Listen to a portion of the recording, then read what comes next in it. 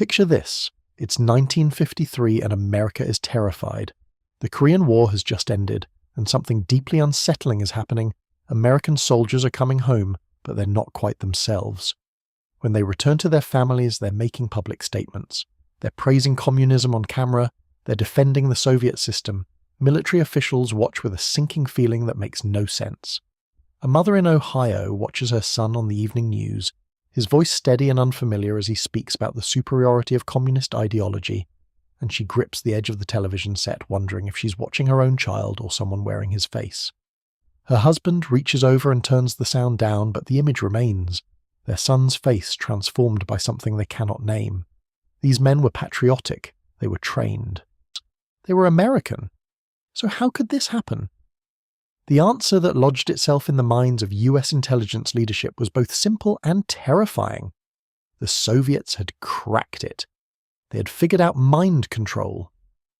In the corridors of power, in classified briefing rooms beneath concrete and steel, American officials became convinced that Soviet scientists possessed some kind of psychological weapon, some invisible technique that could reach into a person's mind and rewrite their fundamental beliefs. They called these returnees mentally conditioned. The word itself became a mirror of American paranoia, a placeholder for a fear that felt existential. If the Soviets could do this to our soldiers, what could stop them from doing it to our scientists, our politicians, our military leaders? What if the attack was already underway, or operating invisibly within the fabric of American society? This was the climate in which the most ambitious and secret mind control program in American history was born. At the CIA headquarters in Langley, Virginia, a man named Alan Dulles held the position of Deputy Director for Plans. Dulles was the kind of intelligence officer who believed that traditional rules didn't apply in the shadows of espionage. He had survived the transition from the old OSS to the new CIA, and he understood that the Cold War demanded new weapons, new tactics, weapons so secret that not even Congress needed to know about them. When reports of Soviet mind control reached his desk in the autumn of 1952, reports that spoke of behavioral conditioning and behavioral reconstruction, Dulles made a decision that would shape the next 2 decades. He would authorize the CIA to develop its own mind control program. He would ensure that America would never fall behind, never be vulnerable, never allow an adversary to possess a capability the United States didn't already have. "We need absolute dominance in this space," he told his senior officers during a classified briefing on October 13, 1952, in a room so secure that no one could even take notes. "Whatever it takes, whatever methods are necessary, we cannot fall behind, we cannot fail." On his order, a program was green-lit. It began with a simple name, Project Bluebird, launched in 1951 under a different director. But Bluebird would soon be renamed to Artichoke in 1952, and then finally in April 1953 to something else entirely, MKUltra. The initials stood for something mundane. MK simply meant Mind Controller, a German term some CIA officers had adopted from post-war intelligence captured from the wartime Germans. Ultra was just another layer of classification, suggesting the highest possible security level and compartmentalization. But what happened under that name was anything but mundane. Sidney Gottlieb, a biochemist in his early 30s with a clubfoot that made his walk distinctive and a brilliant mind that made his presence commanding, was summoned to Alan Dulles' office on April 3, 1953. Gottlieb had worked in pharmaceutical research before and had been recruited by the CIA's Technical Services Division. His expertise in biochemistry made him invaluable, and his willingness to pursue ambitious goals without ethical hesitation made him essential, or he understood that some problems required unconventional solutions. "We have a mission for you," Dulles said, his hands folded on his mahogany desk, the window behind him, showing the Potomac River and the monuments of American power spreading beneath the spring sky. "The most important mission this agency has ever undertaken. You will run this program. You will find the answers we need. You will ensure America's dominance in this field. You will not fail." Gottlieb sat down slowly, feeling the weight of what was about to be placed upon his shoulders. His stutter was pronounced, but he forced the words out with deliberation. "Well, what exactly am I being asked to do?" he asked, though part of him already knew. Dulles stood and walked to the window. "We're being told that the Soviets have developed psychological techniques that can break any man. We need to understand those techniques. We need to replicate them. We need to surpass them. Do you understand?" Gottlieb understood. He would spend the next 20 years proving he understood, with a precision and commitment that would horrify historians decades later. "Yes, sir, I understand," Gottlieb said, his voice quiet but resolute. "When do we start?" Dulles smiled. "Immediately." The budget was staggering for its time. Millions of dollars in the 1950s, equivalent to tens of millions in the decades that would follow. The scope was vast and terrifying, and almost no one, not Congress, not the President, not the agency's own lawyers, fully understood what was being authorized. The operation encompassed 149 sub-projects across the entire continent. These weren't small experiments in a single laboratory. These were coordinated research initiatives spread across 80 institutions in multiple states. Universities in Cambridge and Palo Alto and Princeton, hospitals in Montreal and New York and Philadelphia, federal prisons in Kentucky and California and Illinois, private contractors working in laboratories funded through shell organizations, military installations where research proceeded under the guise of security protocols. They were all being pulled into this apparatus, and the crucial detail, the thing that made this different from legitimate medical research, was that not a single test subject knew what was happening to them. Not one. They weren't consenting participants in a study they understood. They were unwitting subjects in a program so classified that even the institutions hosting the research didn't fully grasp the CIA's involvement or the extent of the deception being employed. At Harvard University, professors with sterling reputations were conducting experiments that would later be exposed as part of MKUltra. The experiments centered on sensory deprivation and psychological vulnerability. Dr. John Camilliere and his colleagues recruited students from the campus, telling them they were participating in a study on interpersonal relationships and communication styles. The students didn't know that the CIA was funding the research through a front organization called the Macy Foundation. They didn't know that the critics who would verbally attack their self-worth during the experiments were actually CIA-trained operatives designed to maximize psychological stress and emotional vulnerability in controlled laboratory conditions. The students thought they were part of legitimate academic research. They were being weaponized without knowing it. A student named Walter volunteered for what he thought was a communication study. For 3 weeks, he sat in a booth while voices behind a screen attacked him, questioned his judgment, mocked his beliefs, challenged his self-perception. "You're weak. Your ideas are worthless. No one would ever listen to you." Walter later said those 3 weeks changed something in him that never fully healed. He developed anxiety and depression that lasted years. He struggled to trust his own judgment. Stanford University had researchers involved as well, including Dr. Carl Probram, whose work on consciousness was being secretly funded and directed by CIA handlers who met with him in hotels under assumed names and code word authorization protocols. At Yale, Dr. James Goddard ran experiments on behavioral control without understanding who was actually funding his research or what its ultimate applications might be.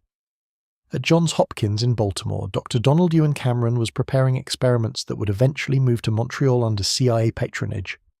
Some of America's most prestigious institutions, places built on reputations of excellence and ethical inquiry, became unwitting partners in what would become one of the darkest chapters in American intelligence history. The program's official justification was simple: interrogation enhancement and behavioral analysis. The CIA wanted to develop techniques that could break a subject's resistance, that could make someone confess, that could unlock secrets held in the human mind during conditions of extreme distress or altered consciousness beyond voluntary control. But the actual scope was far broader than any single stated purpose. There were experiments in sensory deprivation that lasted weeks. There were attempts to induce altered states of consciousness through chemical and psychological means applied simultaneously. There were experiments with substances that could dissolve the boundaries between reality and hallucination. There were efforts to understand how to create dependency, how to manipulate emotions, how to fragment identity itself into component parts.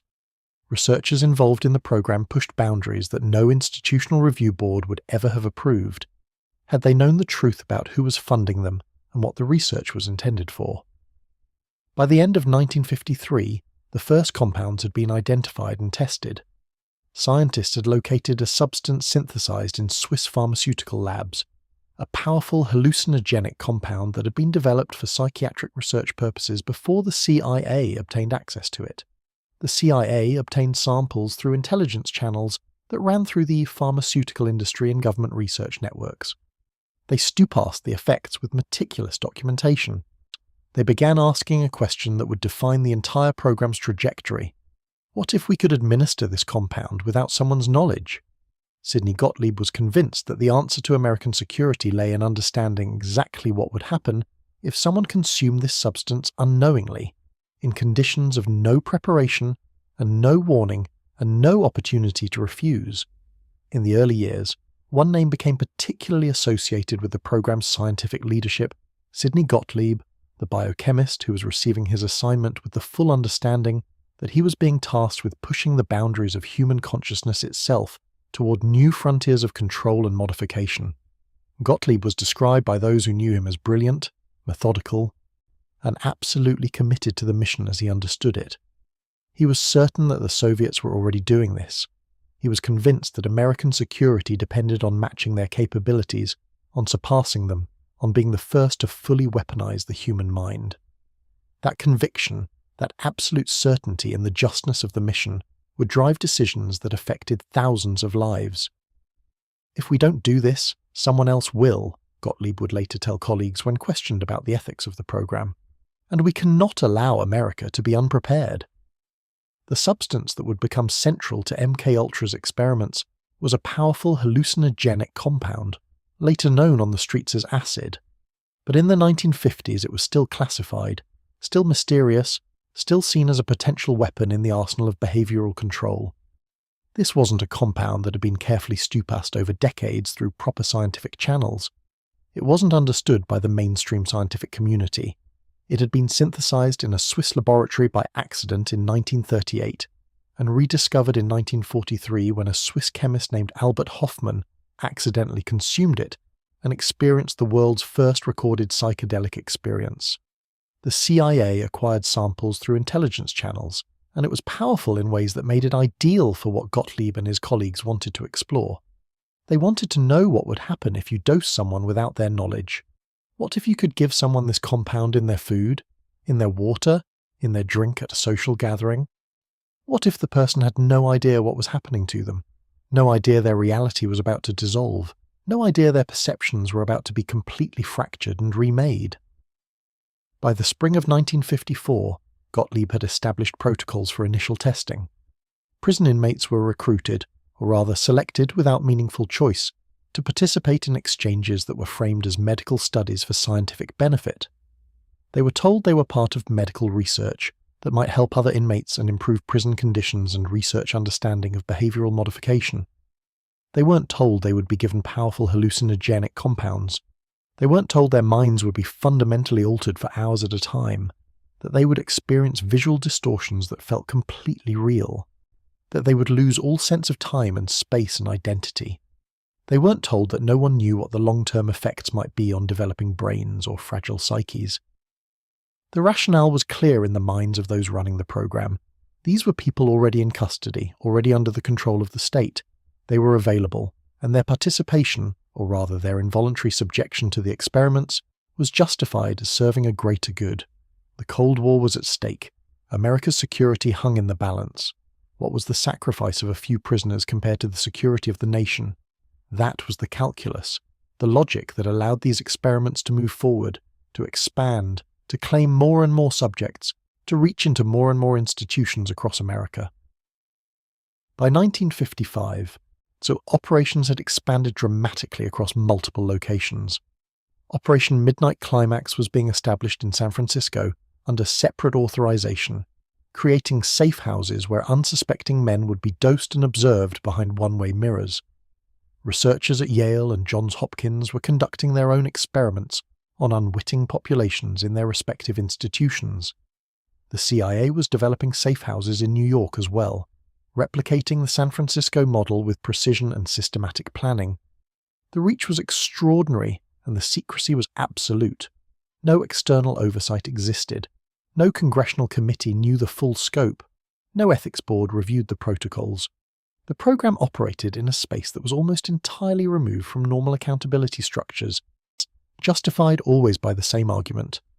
The Soviets might be doing worse, and America could never afford to fall behind in this new frontier of psychological warfare and behavioral control. The fear that animated this entire enterprise was fear of being unprepared, fear of being surpassed, fear of losing control in a world that felt increasingly chaotic and threatening. That fear would justify extraordinary measures. It would justify actions that violated fundamental principles of human dignity and consent. It would justify experiments that no one involved in them would ever have authorized had they faced public scrutiny or independent review by actual ethics committees. By April 1955, Allen Dulles signed off on an expansion of the program. The budget was tripled in a single fiscal year. New facilities were established in 3 additional states. New researchers were recruited and brought into the apparatus. Some knew exactly what they were working on and understood the implications. Others were told partial truths that allowed them to convince themselves their work was legitimate scientific inquiry. Still others were kept in complete darkness about the source of their funding and the true nature of their research and its ultimate applications in the field of behavioral and psychological warfare. And the program would continue, largely hidden from view, for 2 more decades, expanding beyond America's borders, reaching into other countries, affecting thousands of people who would never know what had been done to them or why. The entire apparatus was being constructed on a foundation of lies and compartmentalized knowledge. The institutions funding the research through CIA shell organizations like the Macy Foundation, the Geschichte Fund, and the Cornelius Foundation claimed to be supporting legitimate medical and psychological research only. The universities hosting the experiments genuinely believed they were conducting authorized academic studies with proper oversight. The researchers themselves were divided.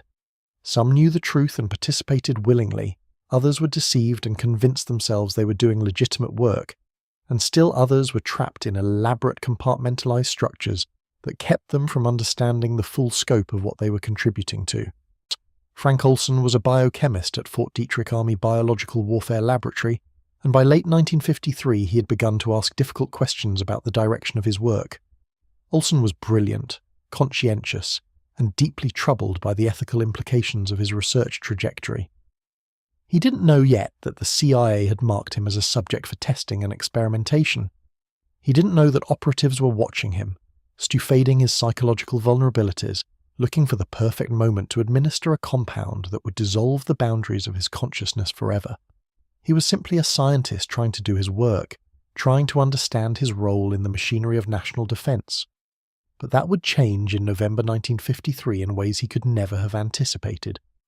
The machinery kept expanding throughout the years of the program's existence. By 1957, the CIA had documented at least 30 different compounds being tested in MKUltra experiments. Not just the single substance that had captured Gottlieb's imagination, but dozens of variants, combinations, and related compounds.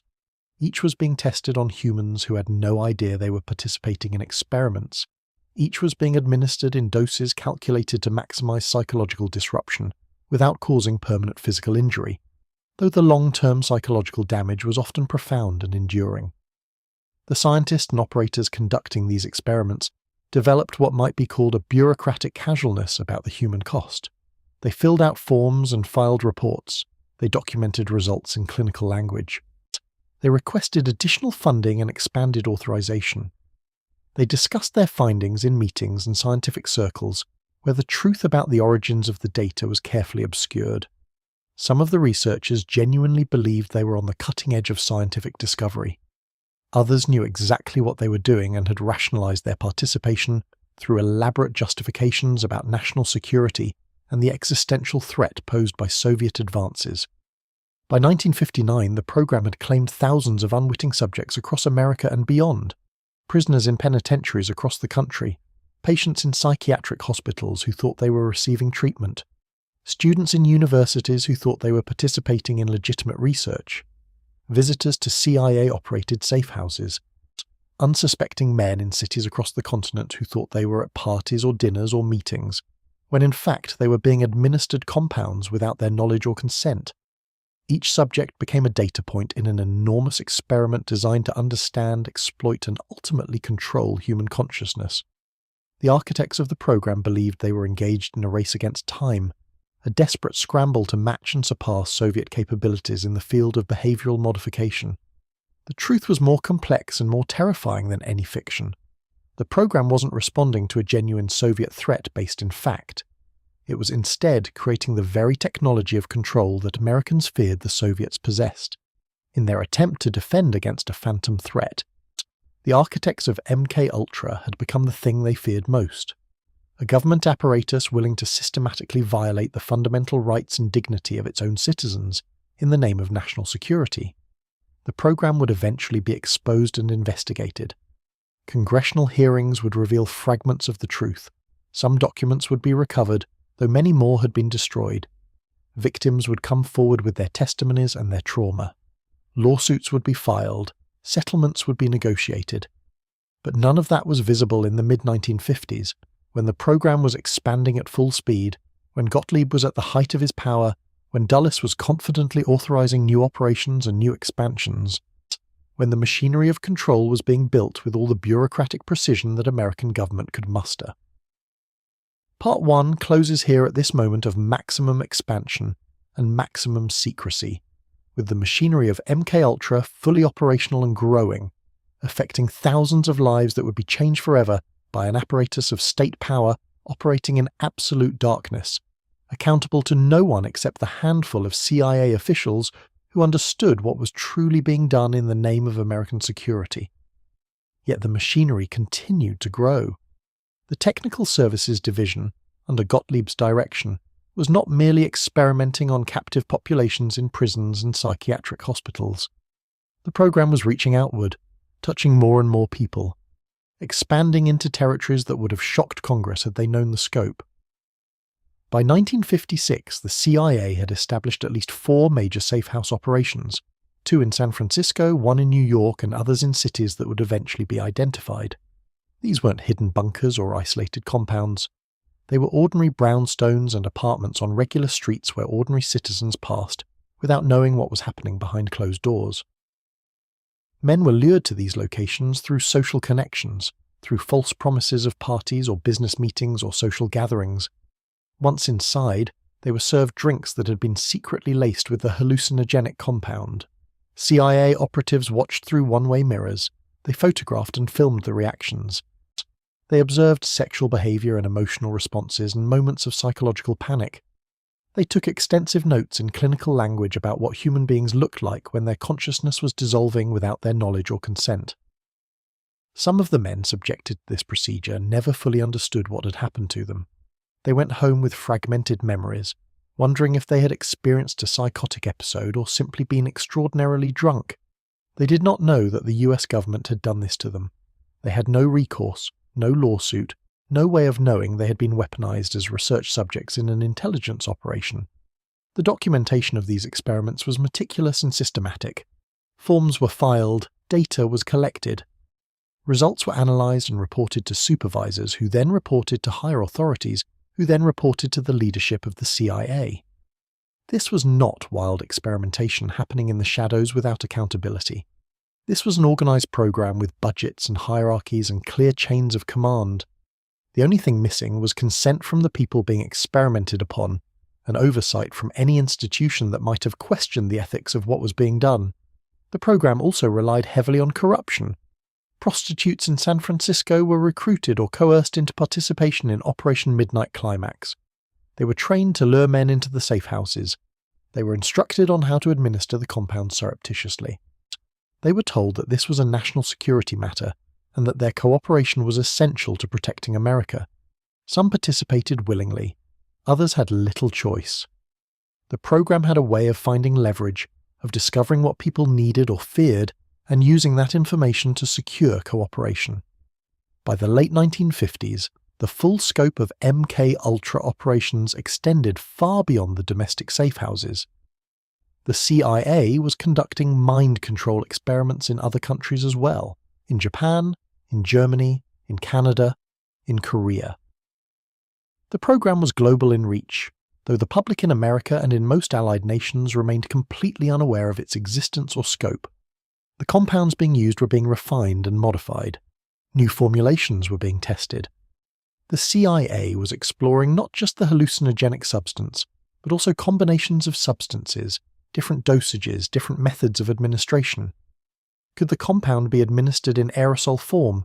Could it be delivered through food or water supplies on a large scale?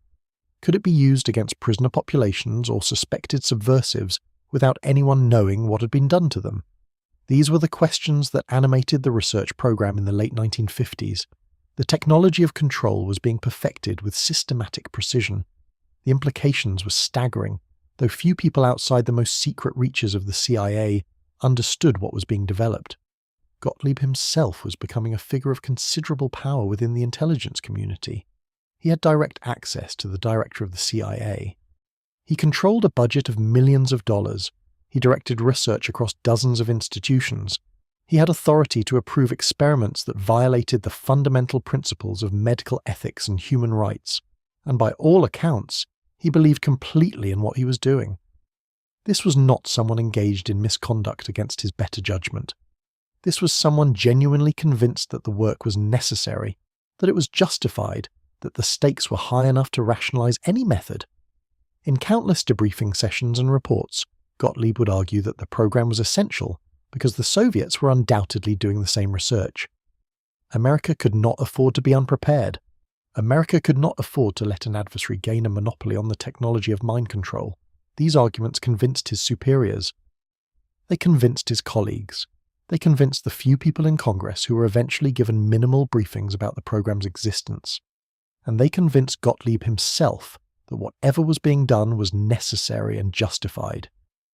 This is where part 1 of the MKUltra story reaches its culmination, not at some dramatic endpoint, but rather at the moment of maximum expansion and maximum confidence in the program's rightness. The architects believed they were protecting America. The scientists believed they were advancing knowledge.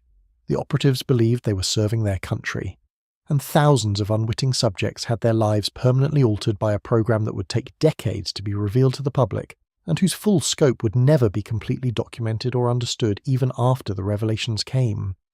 By 1953, the machinery of American intelligence had grown obsessed with a single question. Could the mind be broken and rebuilt? The answer came in the form of a man who seemed physically fragile but intellectually ruthless. Sidney Gottlieb, a chemist born with a club foot and a pronounced stutter that made every syllable a small act of defiance against the limitations of his body. Gottlieb believed that human consciousness was not sacred or immutable, but rather a system that could be understood, exploited, dismantled and reconstructed like any other complex machine, requiring proper engineering and systematic application of force. He would spend 2 decades proving that conviction with methodical precision, and in doing so, he would authorize a cascade of experiments that violated nearly every principle of medical ethics and human decency that existed in his era. The experiments he greenlit were not conducted in hidden bunkers or isolated compounds, though that might have seemed more honest to everyone involved. No, they took place in universities where people earned degrees, in government offices where bureaucrats filed memos, and in safe houses on the streets of American cities where citizens walked past without knowing what was happening behind closed doors. This was the machinery of American science and governance turned inward against its own people. And the architects convinced themselves it was necessary because they truly believed, or convinced themselves they believed, that the stakes were existential, and that nothing less than American security hung in the balance. The Soviet Union, they argued, was developing psychic powers and behavioral control techniques that could turn American soldiers into weapons against their own side. The Chinese had perfected harsh methods during the Korean War. American security depended on understanding these mysteries before enemies mastered them completely and gained an insurmountable advantage. This logic, repeated often enough in closed rooms, became a justification for virtually any method imaginable. We're in a war, and this is our battlefield, Gottlieb told colleagues in briefings that were classified at the highest levels. The mind is the territory we're fighting for, and we cannot afford to lose this war. Gottlieb controlled the Technical Services Division at CIA headquarters, and this division would answer to no one, report to no oversight committee that actually understood what was happening, and destroy evidence with the same methodical patience that characterized everything he did. He assembled a team of scientists, some brilliant, some merely ambitious, and he told them they were working on the most critical project in American defense. Some knew exactly what they were doing and proceeded anyway, with full awareness of the ethical violations they were committing. Others convinced themselves they were conducting legitimate research with informed consent, a lie they would have to maintain for decades. Still others were kept in the dark about the true nature of their funding and their work. The first major operation under Gottlieb's authority was Operation Midnight Climax, and the name itself suggests a kind of institutional arrogance about what the CIA believed it had the right to do in American cities without accountability. Between 1954 and 1963, the CIA established safe houses in San Francisco and New York, ordinary-looking brownstones and apartments in regular neighborhoods where the ordinary rules of law and ethics were suspended entirely. We need to understand how substances affect human behavior in real-world conditions, Gottlieb told his operatives, which was his way of saying, find unsuspecting people, give them powerful compounds without their knowledge, and watch what happens to their consciousness as it dissolves. Our CIA officers, working with local women who had been recruited or coerced into participation, would lure men into these safe houses under false pretenses of social gatherings. Once inside, the visitors would be given drinks laced with the compound, a powerful hallucinogenic substance that was being synthesized in CIA laboratories and would later become famous under a different name in the counterculture of the 1960s. Come to this party, the operatives would say. You'll meet interesting people. There's good food and music and an excellent bar. Behind one-way mirrors and hidden cameras, CIA operatives watched everything in meticulous detail. They observed sexual behavior, emotional reactions, moments of panic and confusion and fear. They recorded video and audio. They took notes in clinical language about what human beings looked like when their consciousness was being chemically dissolved without their knowledge or consent. Some of the men who were subjected to this procedure never fully understood what had happened to them. They went home with fragmented memories, wondering if they had experienced a mental health crisis or simply been extraordinarily drunk, wondering why certain memories felt scrambled or missing. They did not know that the US government had done this to them. They had no recourse, no lawsuit, no way of knowing they had been weaponized as research subjects in an intelligence operation. Some developed lasting anxiety or paranoia. Some experienced persistent memory problems.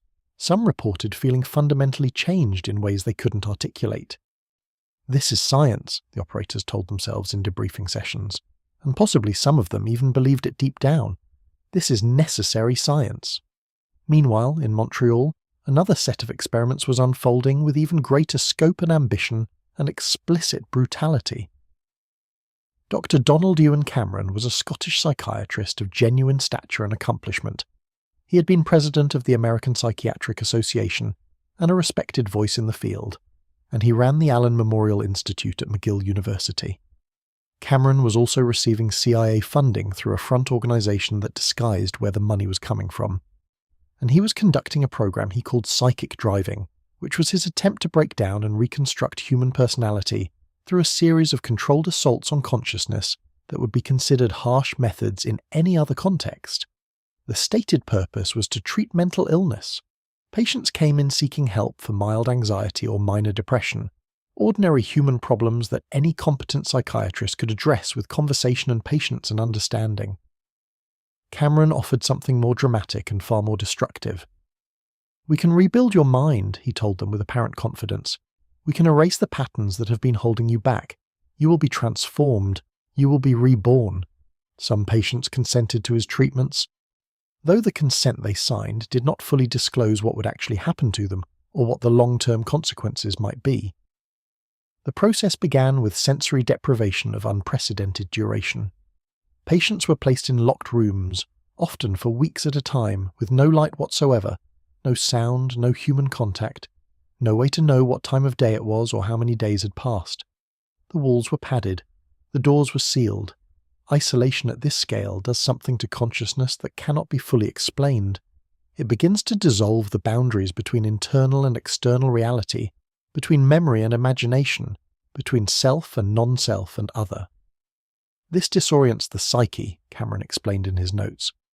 Though the word disorients barely captures the terrifying disintegration that patients experienced in absolute darkness, alone with only their own thoughts for company.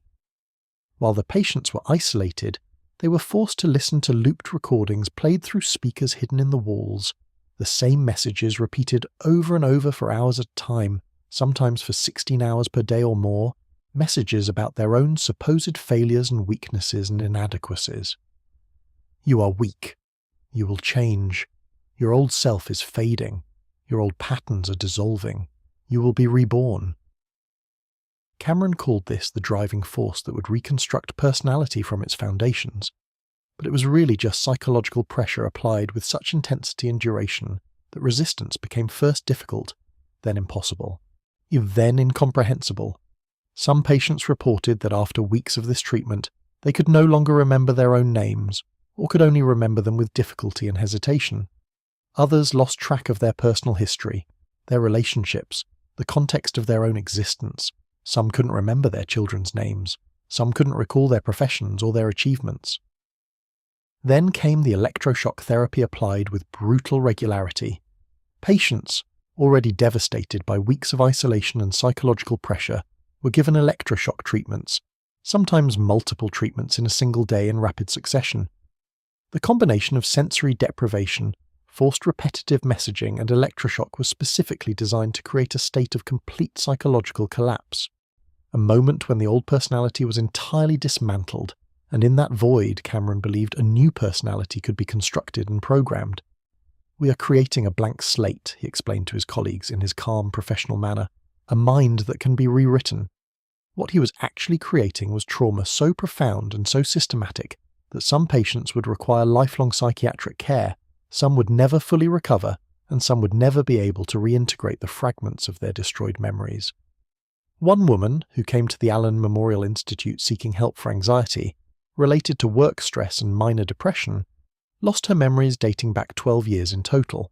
12 years of her life simply erased from her memory banks. She forgot her children, couldn't recognize them when they came to visit. She forgot her marriage, forgot her career, forgot the holidays and the family traditions. She forgot the texture of her own life. She never fully recovered those memories, never fully integrated them back into her consciousness. When she was eventually released from the hospital, she had to relearn her own history from photographs and the accounts of family members who sat with her patiently, trying to reconstruct the life she had lost, like an amnesiac in a psychological thriller, except this was absolutely real, and it had been done deliberately by a man with credentials and grants and the full sanction of the American medical establishment. What happened in Montreal was not medicine, one of Cameron's former patients would later testify before investigative bodies. It was destruction disguised as treatment. It was assault dressed up in clinical language, and the CIA was paying for every moment of it, funding the research through front organizations, watching the results, analyzing the data, and asking whether these techniques could be applied more broadly, more efficiently, with greater precision and on larger populations. But possibly the most consequential moment in this entire program occurred not in a safe house or a psychiatric hospital, but at a CIA retreat on a mountain in Maryland. On November 19, 1953, Frank Olson, a biochemist working for the US Army's Biological Warfare Laboratory at Fort Detrick, attended a social gathering at a rustic cabin where he thought he would be among colleagues and friends. Olson was brilliant, well regarded, and had no idea that his colleagues had been told to bring him to the retreat specifically because the CIA wanted to test its compounds on him without his knowledge or consent. "We need to see how a highly intelligent subject responds," Sidney Gottlieb had instructed the Army officer who knew Olson and had access to him. "We need to understand how the most brilliant minds react to consciousness alteration." The officer put Olson's drink without warning him, without getting his consent, without his knowledge or approval.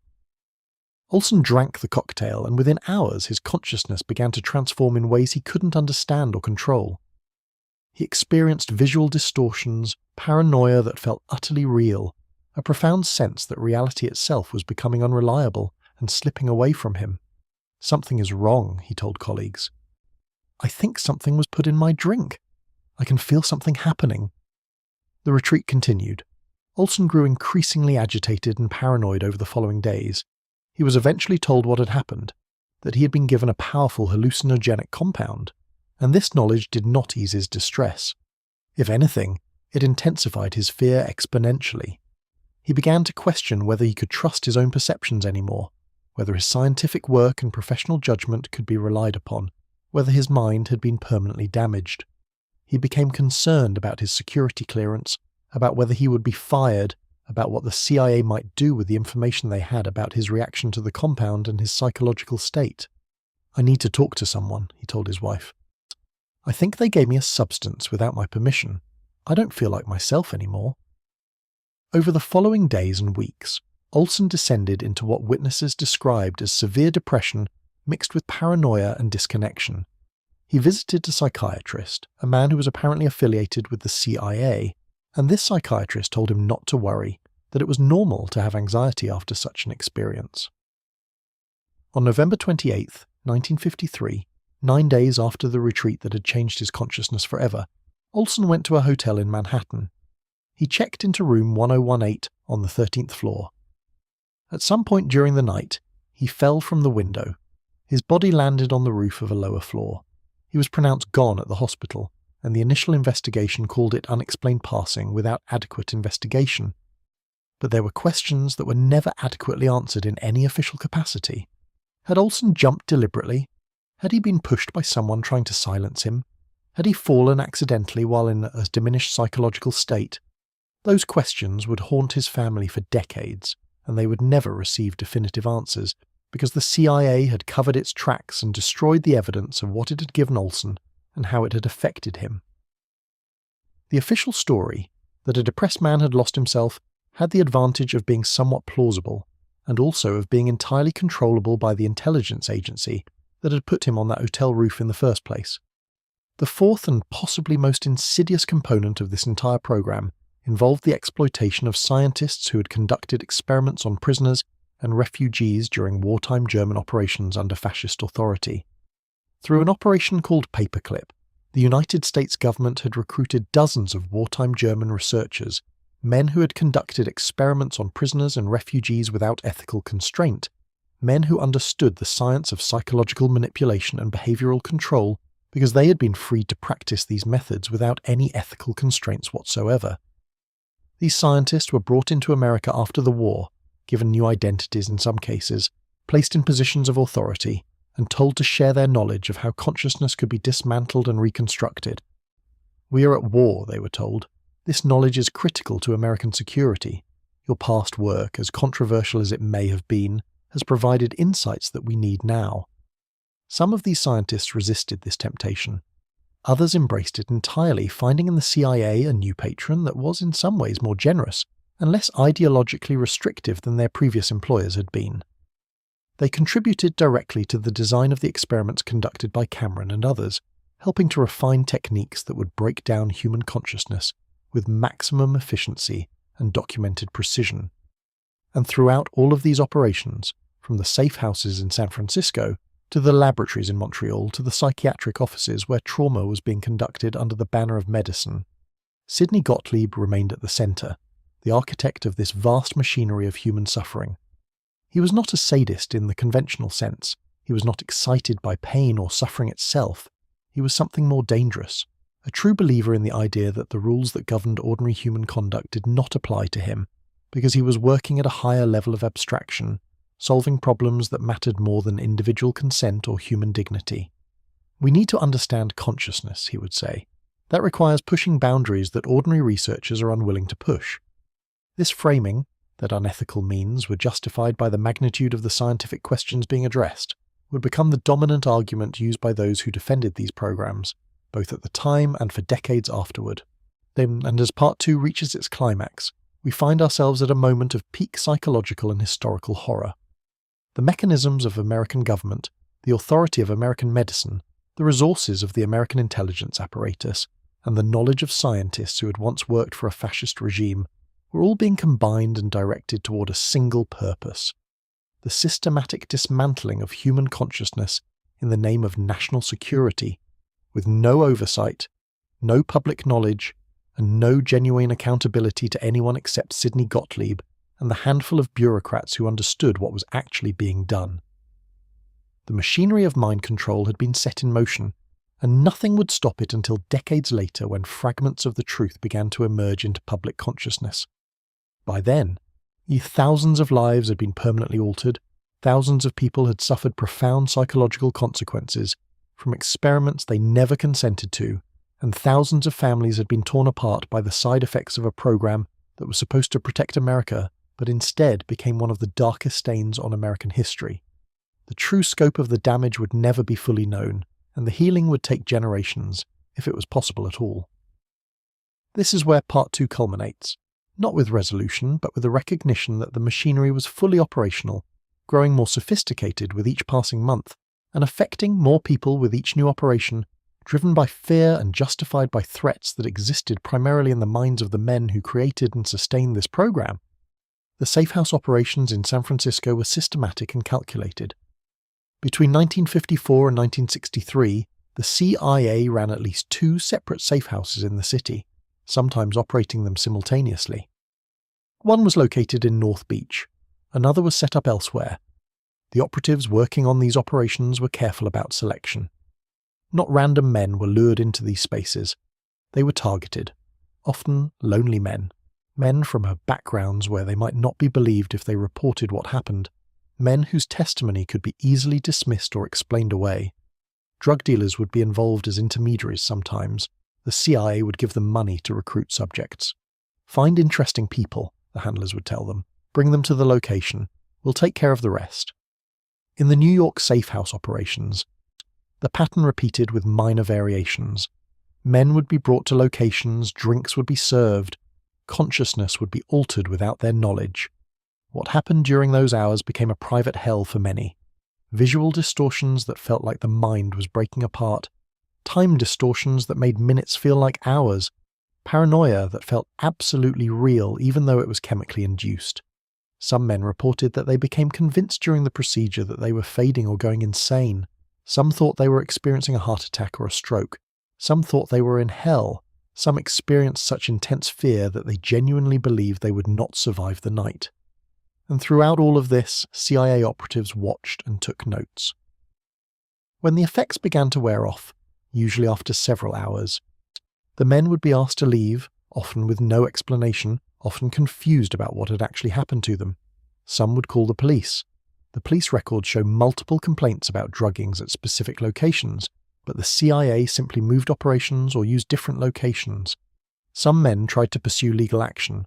The CIA's legal team argued that nothing illegal had been done, that the men had no proof, that they couldn't identify anyone responsible. The cases went nowhere. The documentation of these operations was extensive and clinical. CIA officers filed reports. Supervisors reviewed reports. Directors received summaries. The files grew thicker year by year, and the operations continued, refining techniques, testing new compounds, exploring new delivery mechanisms. Could the substance be administered in food instead of drink? Could it be aerosolized? Could it be given in smaller doses over longer periods? Each operation generated data. Each operation answered questions, and each operation destroyed lives in ways that would not become apparent for years or decades. In Montreal, Cameron's experiments reached their peak intensity in the late 1950s. By 1957, he had subjected dozens of patients to his psychic driving protocol. Some had recovered some of their memories and some functioning, others had not. One woman who had undergone the treatment reported that she could not recognize her own face in the mirror for months after her release. Another reported that she had lost all sense of personal continuity. She felt as though she was a different person, waking up each morning with no connection to the person who had gone to sleep. The fear in Cameron's patients was palpable and documented.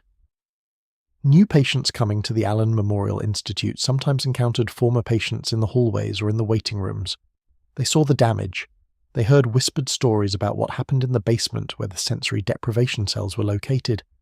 Yet they came anyway, often because they had been referred by physicians who had no idea what Cameron was really doing, or because they were in such distress that they were willing to accept almost any treatment. Some came because they wanted to believe they could be healed. Some came because they had nowhere else to go. And Cameron took advantage of all of them. The CIA's interest in Cameron's work never wavered. Reports flowed back to headquarters. Funding continued to flow to Montreal. The work was characterized as extremely important to national security. When someone asked questions about the ethics of the research, the standard response was, "This is a classified program. The subjects are receiving treatment for psychiatric conditions. Everything is being done in accordance with medical standards." None of those statements were actually true. but they were effective at silencing most questions. The magnitude of the harm caused by MKUltra operations in this period is difficult to quantify because many of those affected never came forward, never sought treatment, never acknowledged publicly what had been done to them. The stigma was enormous. Who would believe you? Who would want to know? The government that had done this to you would deny it. Your own family might not believe you. You might not fully believe yourself for years or decades. But the harm was real and lasting. Depression that wouldn't lift, anxiety disorders that persisted despite medication and therapy, trust issues that made relationships difficult or impossible, memory gaps that caused confusion and disorientation, sleep disorders, nightmares.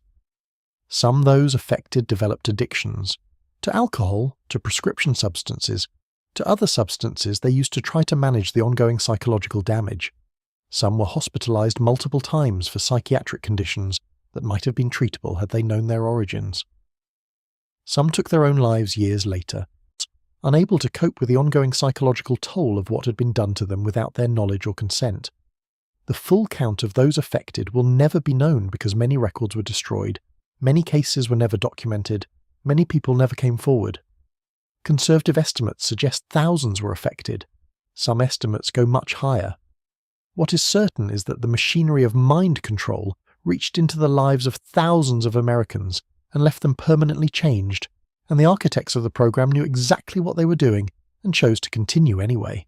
This is the legacy of Part 2 of the MKUltra story. The expansion and deepening of operations that would harm thousands, the refinement of techniques designed to break human consciousness, and the institutional structures that allowed this to continue for over a decade with virtually no external oversight or accountability. The program would continue for years beyond this point, expanding further, reaching into more institutions, affecting more lives, until it was finally exposed in the 1970s by congressional investigations.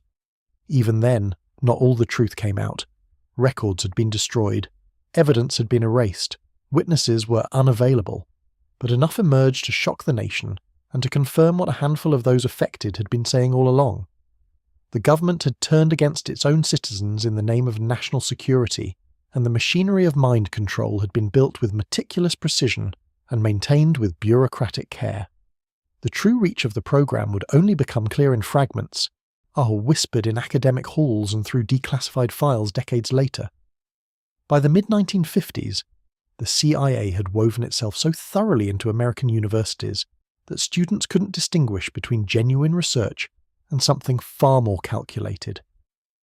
At Columbia, Princeton, Harvard, and Stanford, the agency had quietly established relationships with psychology departments that seemed perfectly normal on the surface.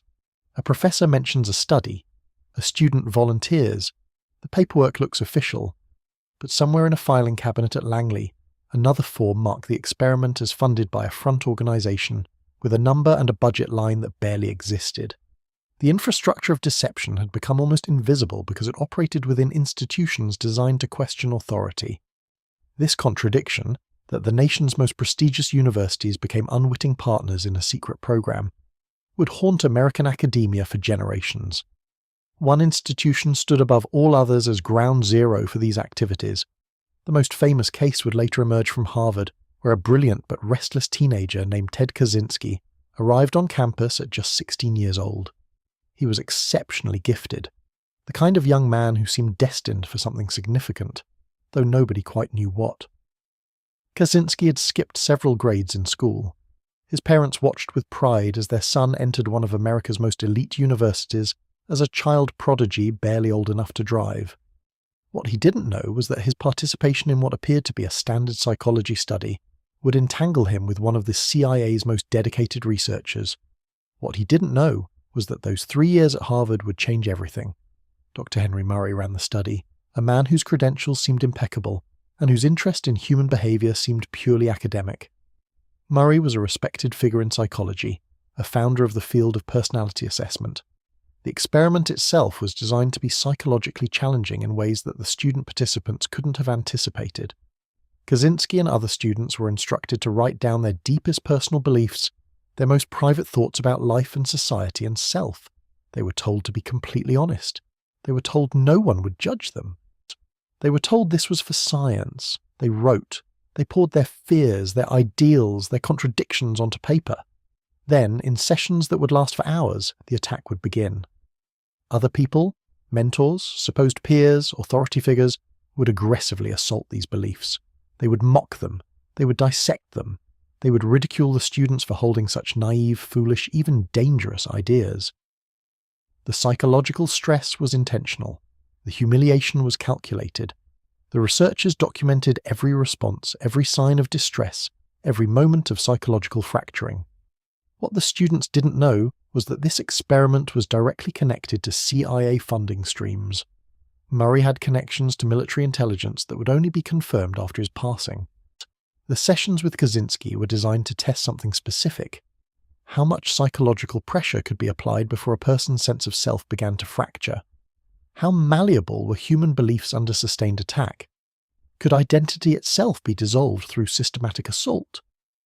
During one session, a researcher looked directly at Kaczynski and said, "You're describing yourself as someone with integrity, but that's naive."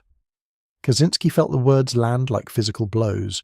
The researcher continued, "That kind of thinking shows a fundamental misunderstanding of how the world actually operates." Other students in the room watched. The dynamic was part of the experiment itself. Kaczynski would later claim that this experience had marked him, had changed something fundamental in how he viewed society and psychology itself. He would write that the experience had left him with a deep distrust of institutional authority and psychological manipulation. Whether this is true, whether the experience contributed directly to his later isolation and decision to engage in violence, remains one of the darker questions in American history. The evidence suggests, at minimum, that he had been subjected to experimental conditions that violated basic ethical standards that would later be established to protect research subjects. He had been psychologically assaulted in the name of science. His deepest thoughts had been used as weapons against him. His vulnerability had been exploited to test psychological manipulation techniques. One professor at Harvard who later learned the details said, "This wasn't research. This was institutional misconduct disguised as academic inquiry." But this was only one case among hundreds. On the West Coast, the program was taking a different form, one that would accidentally contribute to one of the most significant cultural movements of the 20th century. In 1959, a young writer named Ken Kesey volunteered for what he believed was a straightforward pharmaceutical study at the Menlo Park Veterans Administration Hospital in California. Kesey was curious about consciousness, about the depths and possibilities of human perception. He needed money for writing time.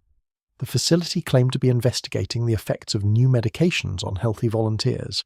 Kesey, curious and eager, agreed to participate in what seemed like a standard medical study. The substances they administered to him were not standard pharmaceuticals. They were experimental compounds that the CIA had been investigating for years under a specific program funding stream. Lysergic acid diethylamide, the substance governed by safety protocols, was one of them, along with other powerful mind-altering compounds. Kesey participated in multiple sessions over several weeks. He experienced profound alterations of consciousness. Walls melted into patterns. Time seemed to stretch and compress simultaneously. Boundaries between himself and the environment seemed to dissolve entirely. The experience fascinated rather than frightened him. Unlike the subjects who had been forced into these conditions, unlike Kaczynski experiencing psychological assault, Kesey found something exhilarating in the dissolution of normal perception. And he felt liberated by the experience. He felt he had touched something real, something the everyday world kept hidden. He became convinced that these substances held the key to liberation, to a new way of seeing reality that could transform human consciousness. When the study ended, Kesey didn't forget the experience. Instead, he stole samples of the compounds. He smuggled them out of the hospital in small containers hidden in his clothing. He brought them to a community of artists and musicians in the San Francisco Bay Area. These gatherings became legendary. The Merry Pranksters, as they called themselves, were a travelling troupe of counterculture pioneers who decorated a school bus called Further and drove across America. They distributed these substances and philosophy to anyone willing to participate. They called their gatherings acid tests. Kesey published a novel called One Flew Over the Cuckoo's Nest that explicitly critiqued institutional control and chemical manipulation of consciousness. The book became a manifesto for a generation questioning authority. The protagonist in the novel resists a system designed to break him down psychologically, to medicate him into compliance. The protagonist chooses his own mind over institutional control. Readers across America found themselves in that struggle. The irony was almost too perfect to articulate. The CIA had been conducting experiments with these substances specifically to control consciousness, to dominate the human mind, to create compliant agents and subjects broken into compliance. Instead, the leakage of these substances into the counterculture movement had created precisely the opposite effect. Young people were using these compounds to reject conformity, to question governmental authority, to imagine alternative social structures beyond what authority had predetermined. The agency's most secret program had accidentally helped create the very movement that would challenge American institutional power most intensely. Robert Hunter, who had become the principal lyricist for the Grateful Dead, was another volunteer in similar experiments at the same facility. Hunter had also volunteered for the pharmaceutical study. Hunter had also received the experimental compounds repeatedly. The Dead would become possibly the definitive band of the psychedelic movement, with songs exploring consciousness, transcendence, and the dissolution of individual ego. Hunter's lyrics spoke of strange trips and broken minds and beautiful fractured realities. The substance he had volunteered to experience in a research context became the foundation of one of the most influential musical movements in history. Casey Jones and Truckin' and Dark Star emerged from a consciousness that had been shaped by the CIA's experiments. The program's reach extended far beyond individual cases to include systematic, deliberate harm at the prison level. In prisons and addiction treatment centers, the experiments had taken on a far more coercive character. At federal penitentiaries and in specialized addiction research facilities, inmates had few protections and fewer advocates. At one federal facility, inmates were given powerful compounds continuously for 77 consecutive days. The goal was to study how psychological and chemical dependency developed over time, how addiction progressed in the human body and mind, what happened to consciousness when exposed to such compounds without cessation. The inmates had theoretically consented, but what did consent mean for people living in cages? What did consent mean for people with no power, no control, no ability to refuse? What did consent mean when guards could punish refusal? The compounds caused hallucinations that became increasingly chaotic and disturbing. They caused severe anxiety, paranoia that felt absolutely real, and complete psychological disruption. Medical staff recorded the results with clinical precision, as watching human beings experience what amounted to psychological dissolution in a controlled setting. One researcher wrote in his notes, "Subject exhibits complete break from reality by day 43. Personality structure appears fundamentally altered." Another note from day 61. "Subject is no longer responding to questions about identity. We believe the sense of self has been chemically dissolved." These weren't isolated incidents. This was systematic. This was methodical. The program extended internationally, reaching beyond American borders into allied nations. In Canada, at McGill University in Montreal, a psychiatrist named Donald Ewan Cameron, the kind of figure whose respectability seemed absolute, was conducting experiments on patients who had come to him for treatment of minor psychological issues. Cameron was the president of the American Psychiatric Association at one point in his career. He published extensively. He held prestigious positions. He was a figure of authority in his field. What his patients didn't know was that Cameron was receiving CIA funding specifically to push the boundaries of what could be done to human consciousness.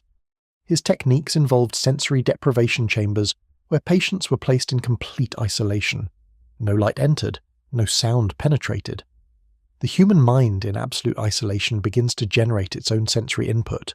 It conjures hallucinations, it invents voices, it creates presences that feel absolutely real. He used electroshock in ways that exceeded any medical protocol. He administered repeated shocks in patterns designed to damage memory rather than heal. He used recordings played repeatedly for days on end, attempting to reprogram fundamental aspects of personality and memory. He used powerful compounds to induce unconsciousness and break down psychological defenses. One patient, a woman named Jean Steele, came to Cameron for treatment of mild depression. She left unable to recognize her own daughter. Another patient, Celia Goldstone, came for a brief stay and emerged with no memories of her own name. The patients who left Cameron's care were often permanently altered. Some had lost entire segments of memory. Some had experienced personality changes so fundamental that their families reported they were no longer the same person. Some experienced ongoing psychological crises that would persist for decades, waves of panic and dissociation that had no obvious trigger. Cameron himself presented his work at prestigious conferences. He was respected by his peers. He held important positions in medical organizations. He was never criminally prosecuted for these actions during his lifetime. Only after his passing would the full scope of his work be revealed. His legacy would become synonymous with misconduct disguised as medicine. The experiments reported in Japan and Germany suggested that the CIA's interest in consciousness manipulation had global reach. In various countries, researchers connected to intelligence services were conducting similar work. The barrier between basic science and classified military research had become almost invisible. Subproject 68 specifically targeted the development of substances that could incapacitate, disorient, or control human behavior. Unlike the early focus on producing truth serums or enhancing interrogation, Subproject 68 was designed to create practical weapons, chemical and biological agents that could be deployed in various operational contexts. Some substances were intended to be inhaled through the air. Others could be delivered through food or water supplies. Some were designed to create specific psychological effects: paranoia, aggression, disorientation, compliance. The research generated hundreds of documents, thousands of laboratory results, countless notes on human experiments conducted without informed consent. Scientists working on Subproject 68 believed they were working toward national security. They were told the research was justified. They were told the potential enemies were developing similar weapons. They were told that getting there first was essential. They didn't ask too many questions. Hypnosis became one tool among many in the larger program architecture.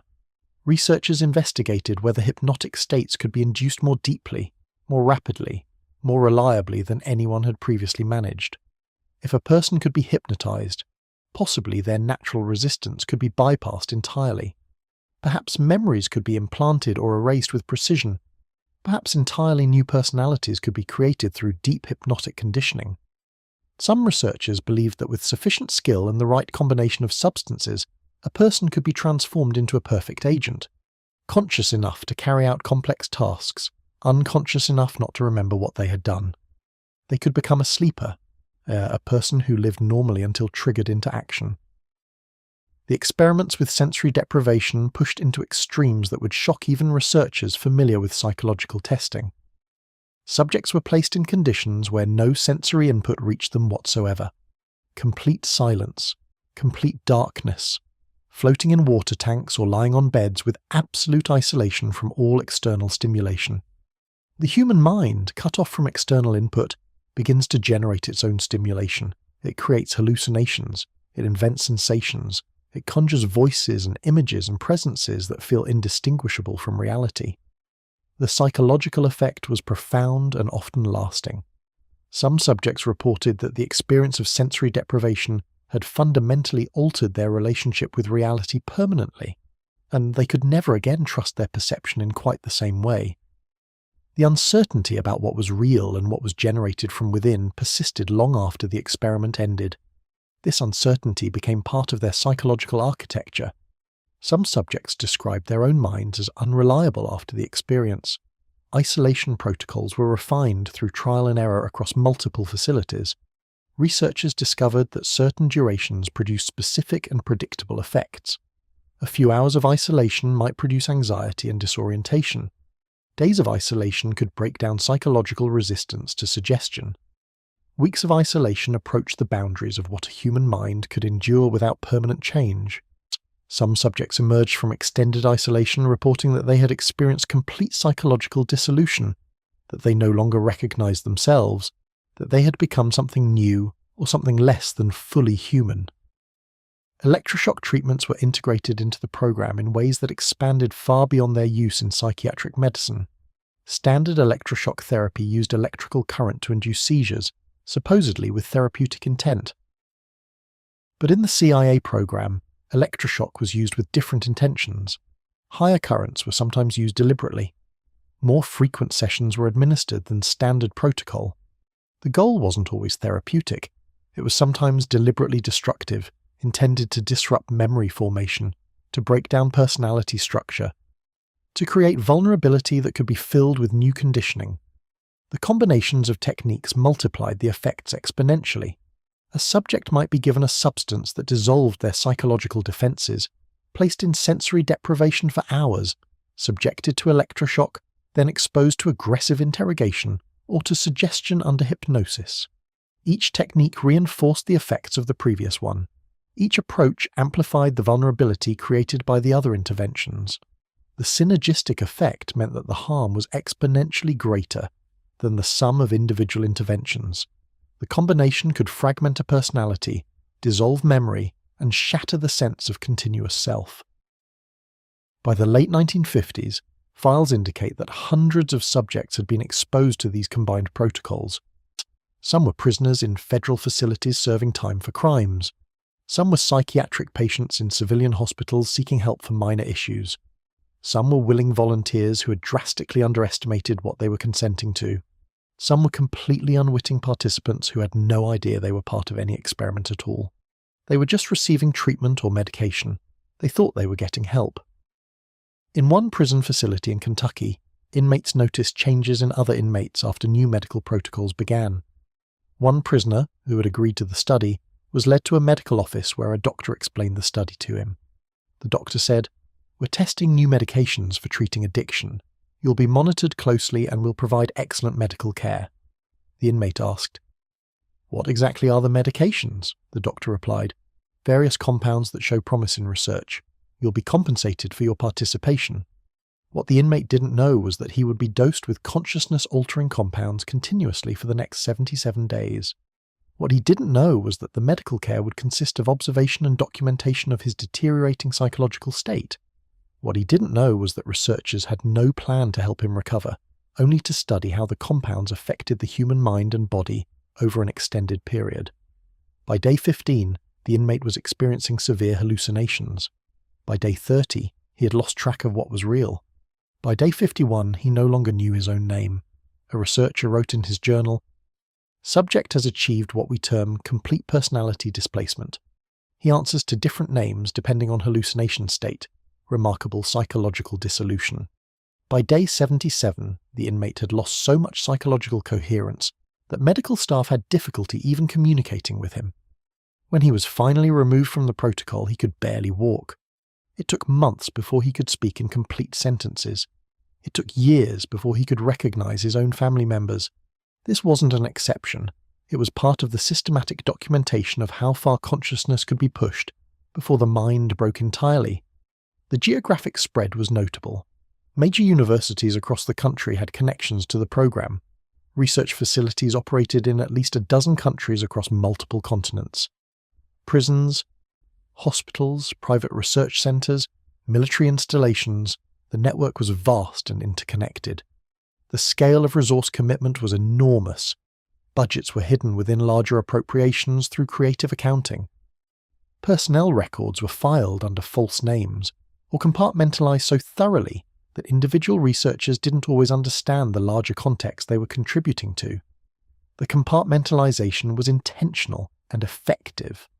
A researcher stufading sensory deprivation might not know that other researchers in other buildings were simultaneously investigating electroshock. A university professor might not realize his grant funding came from a classified agency. A prison physician might not understand that the compounds he was administering were part of a larger intelligence operation. Or this fragmentation served multiple purposes. It limited what any single person knew. It made the full scope difficult to comprehend even for high-level officials. It protected the program from detection because even if one piece was questioned, the larger structure remained invisible. The scope expanded year by year relentlessly. By 1960, the program had evolved into something far more complex and geographically distributed than initial hypnosis experiments of the early 1950s. The focus had shifted from pure research to practical application questions. How could these techniques be used in actual intelligence operations? How could consciousness be controlled in real-world conditions? How could agents be created or broken or remade in service of stated national security objectives? The documents that would eventually surface suggest that the program's ambitions had become grandiose and possibly increasingly divorced from scientific reality. Some researchers claimed they could create perfect agents, people who could be programmed and controlled remotely through implanted suggestions. Some believed that entire networks of compromised individuals could be developed for various intelligence purposes.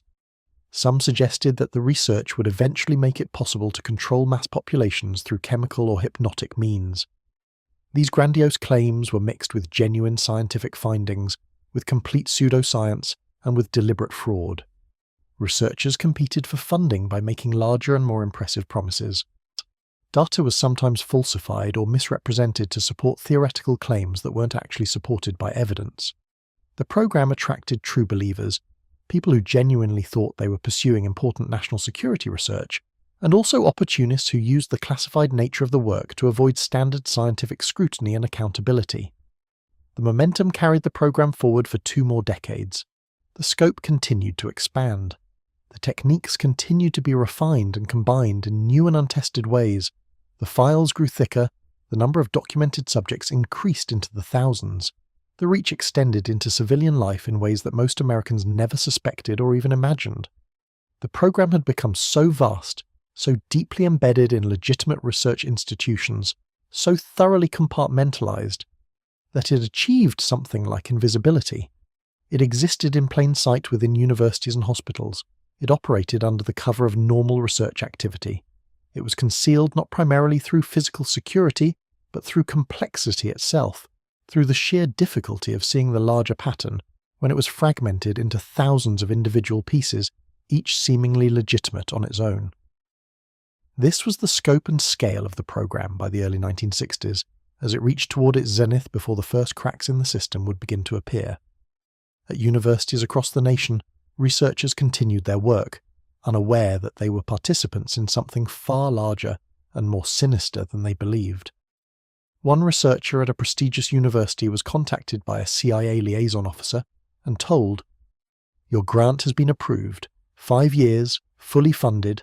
The only requirement is quarterly reports on your methodology and results." The researcher asked, "What's the overall goal of the research?" The liaison responded, "Consciousness modification under controlled conditions. The rest is classified." The researcher asked again, "Consciousness modification for what purpose?" The liaison smiled thinly and said, "You don't need to know. Just continue your work." The researcher felt a chill but continued the work anyway. The grant money was too good to refuse. The prestige was too valuable to abandon. The compartmentalization had worked exactly as designed. Each researcher knew only his small corner of the larger structure. Each researcher could rationalize his work as pure science. Each researcher could tell himself he was contributing to national security. Each researcher could ignore the larger implications of the work he was doing. What they couldn't ignore eventually was that the subjects they were stew-fading were being permanently damaged. What they couldn't ignore was the documentation that came back from other facilities. What they couldn't ignore was the growing number of subjects who were institutionalized after the experiments, unable to function in normal society. Some researchers began to feel the weight of what they were doing. One psychiatrist at a major university looked at the follow-up data on subjects he had exposed to sensory deprivation and said to a colleague, "Look at the long-term outcomes. These people are still having dissociative episodes years later. Are we actually helping anyone?" His colleague replied, "We're advancing knowledge about consciousness. That's always been the goal." The first psychiatrist said, "But at what cost to the people we're experimenting on?" His colleague had no answer, but the work continued, the funding continued, the programs continued, the documentation continued, the system continued forward with its own momentum, grinding through human consciousness with methodical precision, fragmenting minds and documenting the results, all in the name of national security, all hidden behind compartmentalized classification and institutional deception. The full scope would not be revealed for another decade, until the moment when Helms would sign his destruction order and unintentionally set in motion the events that would finally expose what had been done. In 1973, the CIA director Richard Helms sat in his office and made a decision that would haunt the agency for generations. The afternoon sun filtered through the windows of the 7th floor at CIA headquarters in Langley. Helms had spent his entire career in intelligence. He understood what power could do. He understood what power could hide. He looked at the files stacked before him, thousands of documents detailing 20 years of consciousness-altering experiments, all conducted on American citizens without authorization. He looked at the psychological profiles of hundreds of damaged subjects. He looked at the record of everything the agency had done in the name of national security. Helms understood what would happen if Congress found out. He understood what the public would think if they learned the government had turned citizens into unwitting test subjects for decades. He made his decision. Helms picked up his pen. He wrote out an order in clear language. Destroy all MKUltra records immediately. Complete destruction by end of fiscal year. Report completion to director. The message went out through channels that same day. Purge the files, burn the evidence, leave no trace. This wasn't a small decision made by some junior operative trying to cover his tracks. This was the CIA director himself, the highest intelligence official in the nation, ordering the systematic destruction of evidence of the largest illegal human experimentation program in American history. He signed the order with his own hand. He understood what he was doing. He understood the implications. He understood that he was ordering the obliteration of evidence of crimes against American citizens. Some officers who received the order pushed back quietly. One subordinate asked, "Sir, shouldn't we consult with legal?" Helms replied coldly, "The legal questions are for the organization to handle internally. The documents go." The order was clear. There could be no ambiguity in its meaning. The reasoning was simple and direct. If there were no files, there would be no proof. If there was no proof, there could be no investigation. If there could be no investigation, there would be no scandal. If there was no scandal, there would be no accountability. It was the perfect crime, complete evidence destruction by the agency itself. Helms had calculated the entire logical chain and found it sound, but Helms made one critical mistake. An oversight that would unravel everything he was trying to conceal. The same disorganization that had plagued MKUltra from the start now saved the program's secrets from complete erasure. In the basement of the Financial Records Office at CIA headquarters, there were boxes that nobody had bothered to look at in years. The Financial Records Office was considered purely administrative. Nobody thought about whether sensitive operational records might have been misfiled there. A low-level accountant or clerk years before, someone whose name would never be known, had filed some materials incorrectly. They had put operational documents about MKUltra funding into the financial records section. No one had ever bothered to correct the error. The documents sat there, gathering dust, hidden beneath decades of routine financial paperwork. Over 20,000 documents related to MKUltra sat in those boxes, completely untouched by the destruction order that was being carried out elsewhere in the building. The Financial Records Office wasn't considered important enough to sweep thoroughly. Everyone assumed the sensitive files were in the main archives, in the director's office, in the places that mattered. But bureaucracy has a way of protecting truth through sheer accident, through the kind of human error that no one could have predicted or prevented. Those misfiled documents sat there, untouched by Helms' destruction order, waiting decades for someone to find them. They were ticking like a time bomb beneath CIA headquarters. While Helms was congratulating himself on successfully erasing MKUltra, believing he had successfully destroyed all evidence, those financial records were sitting in cardboard boxes in the basement, waiting. In early 1975, investigative journalist Seymour Hersh was working on a story about American intelligence activities.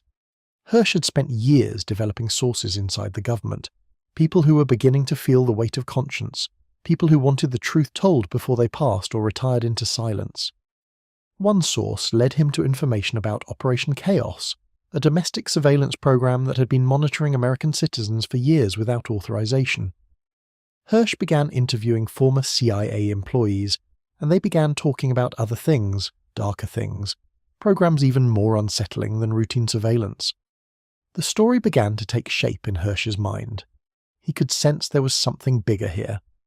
In December 1974, President Gerald Ford signed into law the Hughes-Ryan Amendment, which required the CIA to report covert actions to congressional committees. For the first time, Congress was going to have a real mechanism to oversee intelligence operations. The timing was critical. The government was nervous. People inside the CIA knew that if Congress started asking questions, The entire history of illegal domestic operations would come pouring out. Seymour Hersh broke his story in the New York Times on December 22, 1974. The CIA had been conducting illegal surveillance of American citizens. The headline hit the nation like a bomb. The story detailed Operation Chaos, the domestic spying, the scope of activities that had never been authorized by Congress or revealed to oversight committees. Suddenly, Congress couldn't ignore the CIA anymore. The pressure mounted in the weeks that followed. By January 1975, Senator Frank Church of Idaho, a Democrat known for his independence and moral clarity, was appointed to lead a special committee to investigate CIA activities. The Church Committee, officially the Select Committee to study governmental operations with respect to intelligence activities, would become one of the most significant congressional investigations in American history. Frank Church understood what was at stake. He was a man shaped by the Cold War, but also shaped by a deep belief in constitutional limits on power.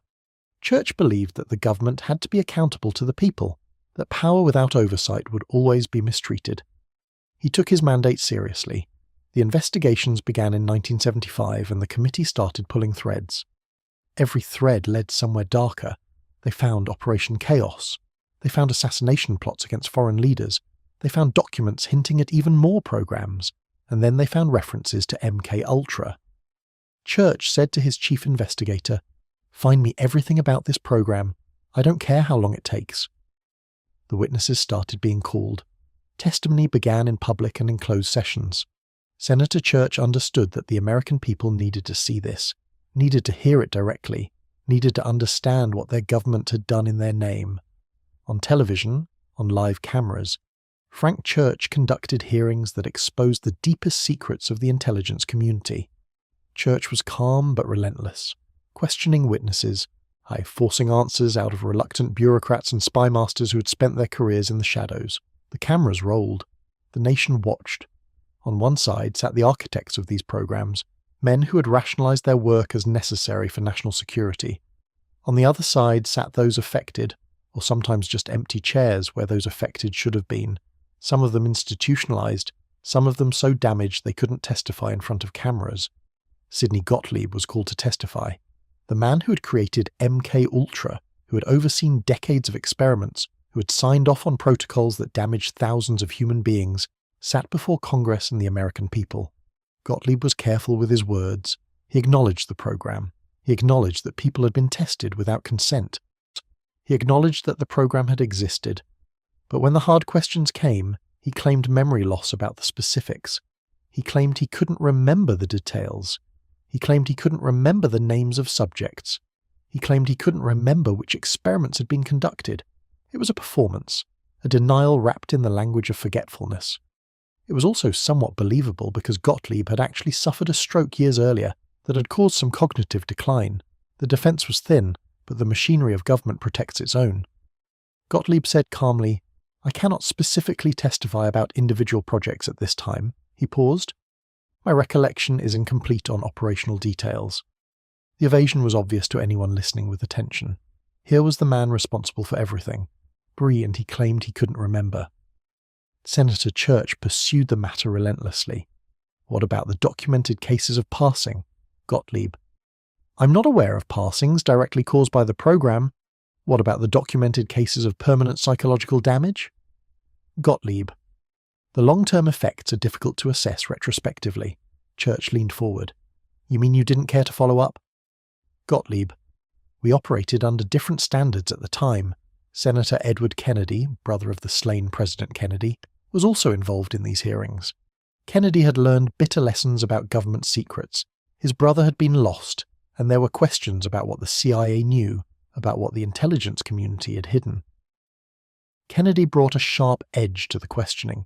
He was angry, and he was searching for accountability. When Gottlieb testified about testing consciousness-altering substances on unwitting American citizens, Kennedy pressed him directly.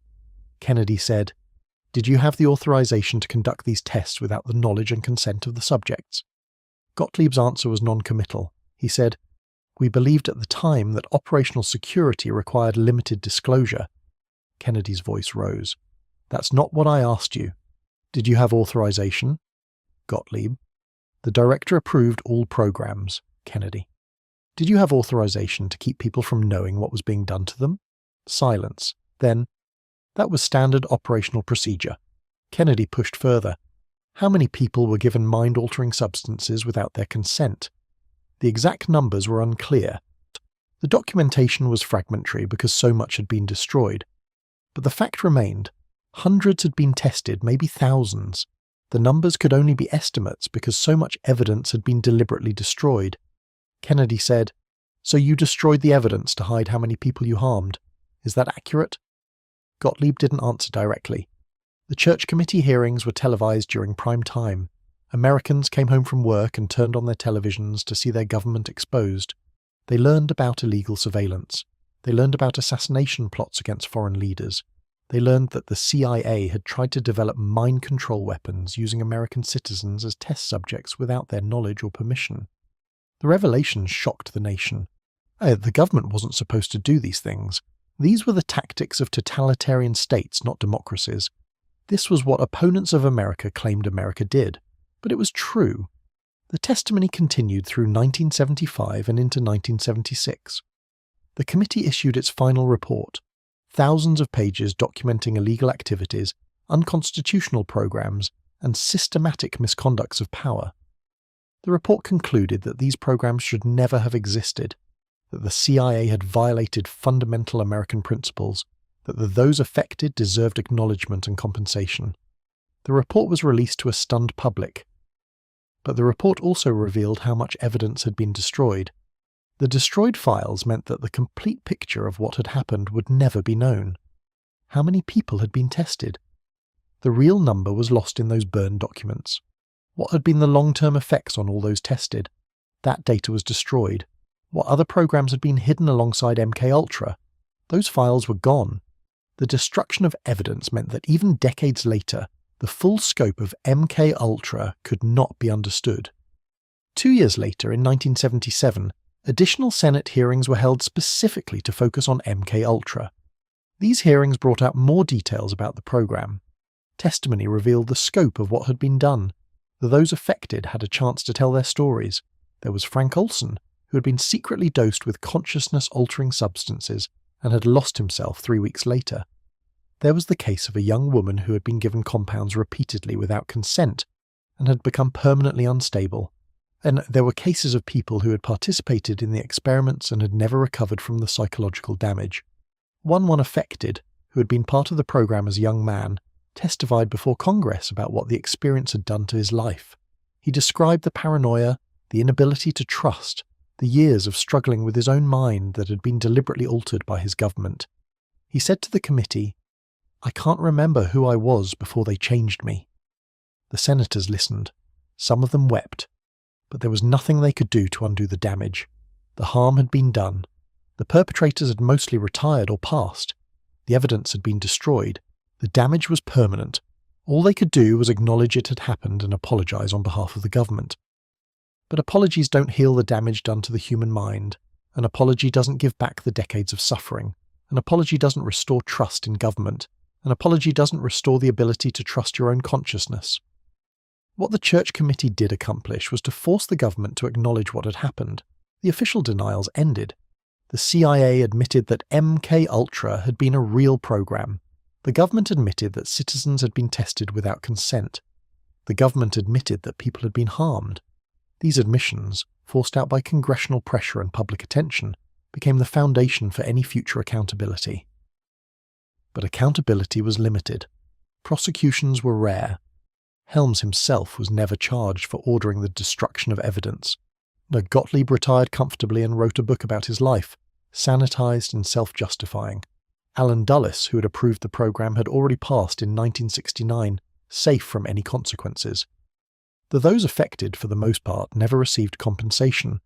Some eventually received settlements, but these came decades later through lawsuits rather than government acknowledgement. The Justice Department refused to pursue criminal cases.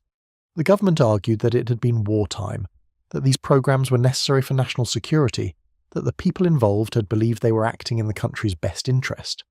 The arguments were weak, but they were effective in court.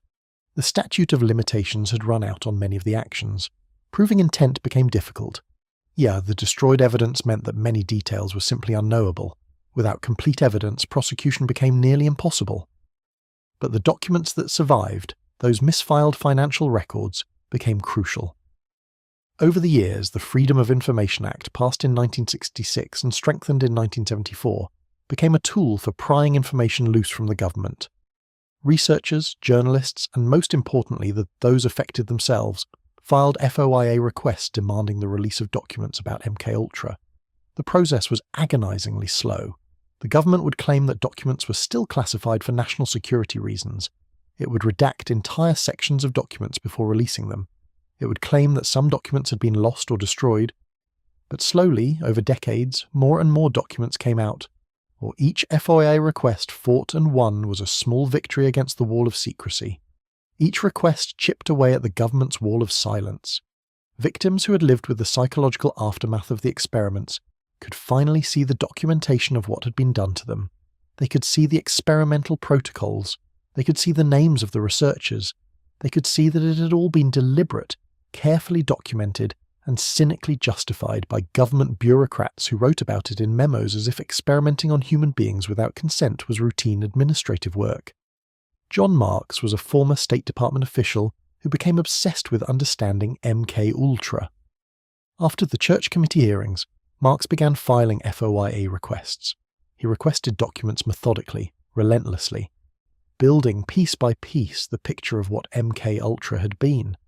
Marks worked with journalists, he worked with researchers, he built an archive of documents, he organized them, he cross-referenced them, he found the connections between seemingly separate programs.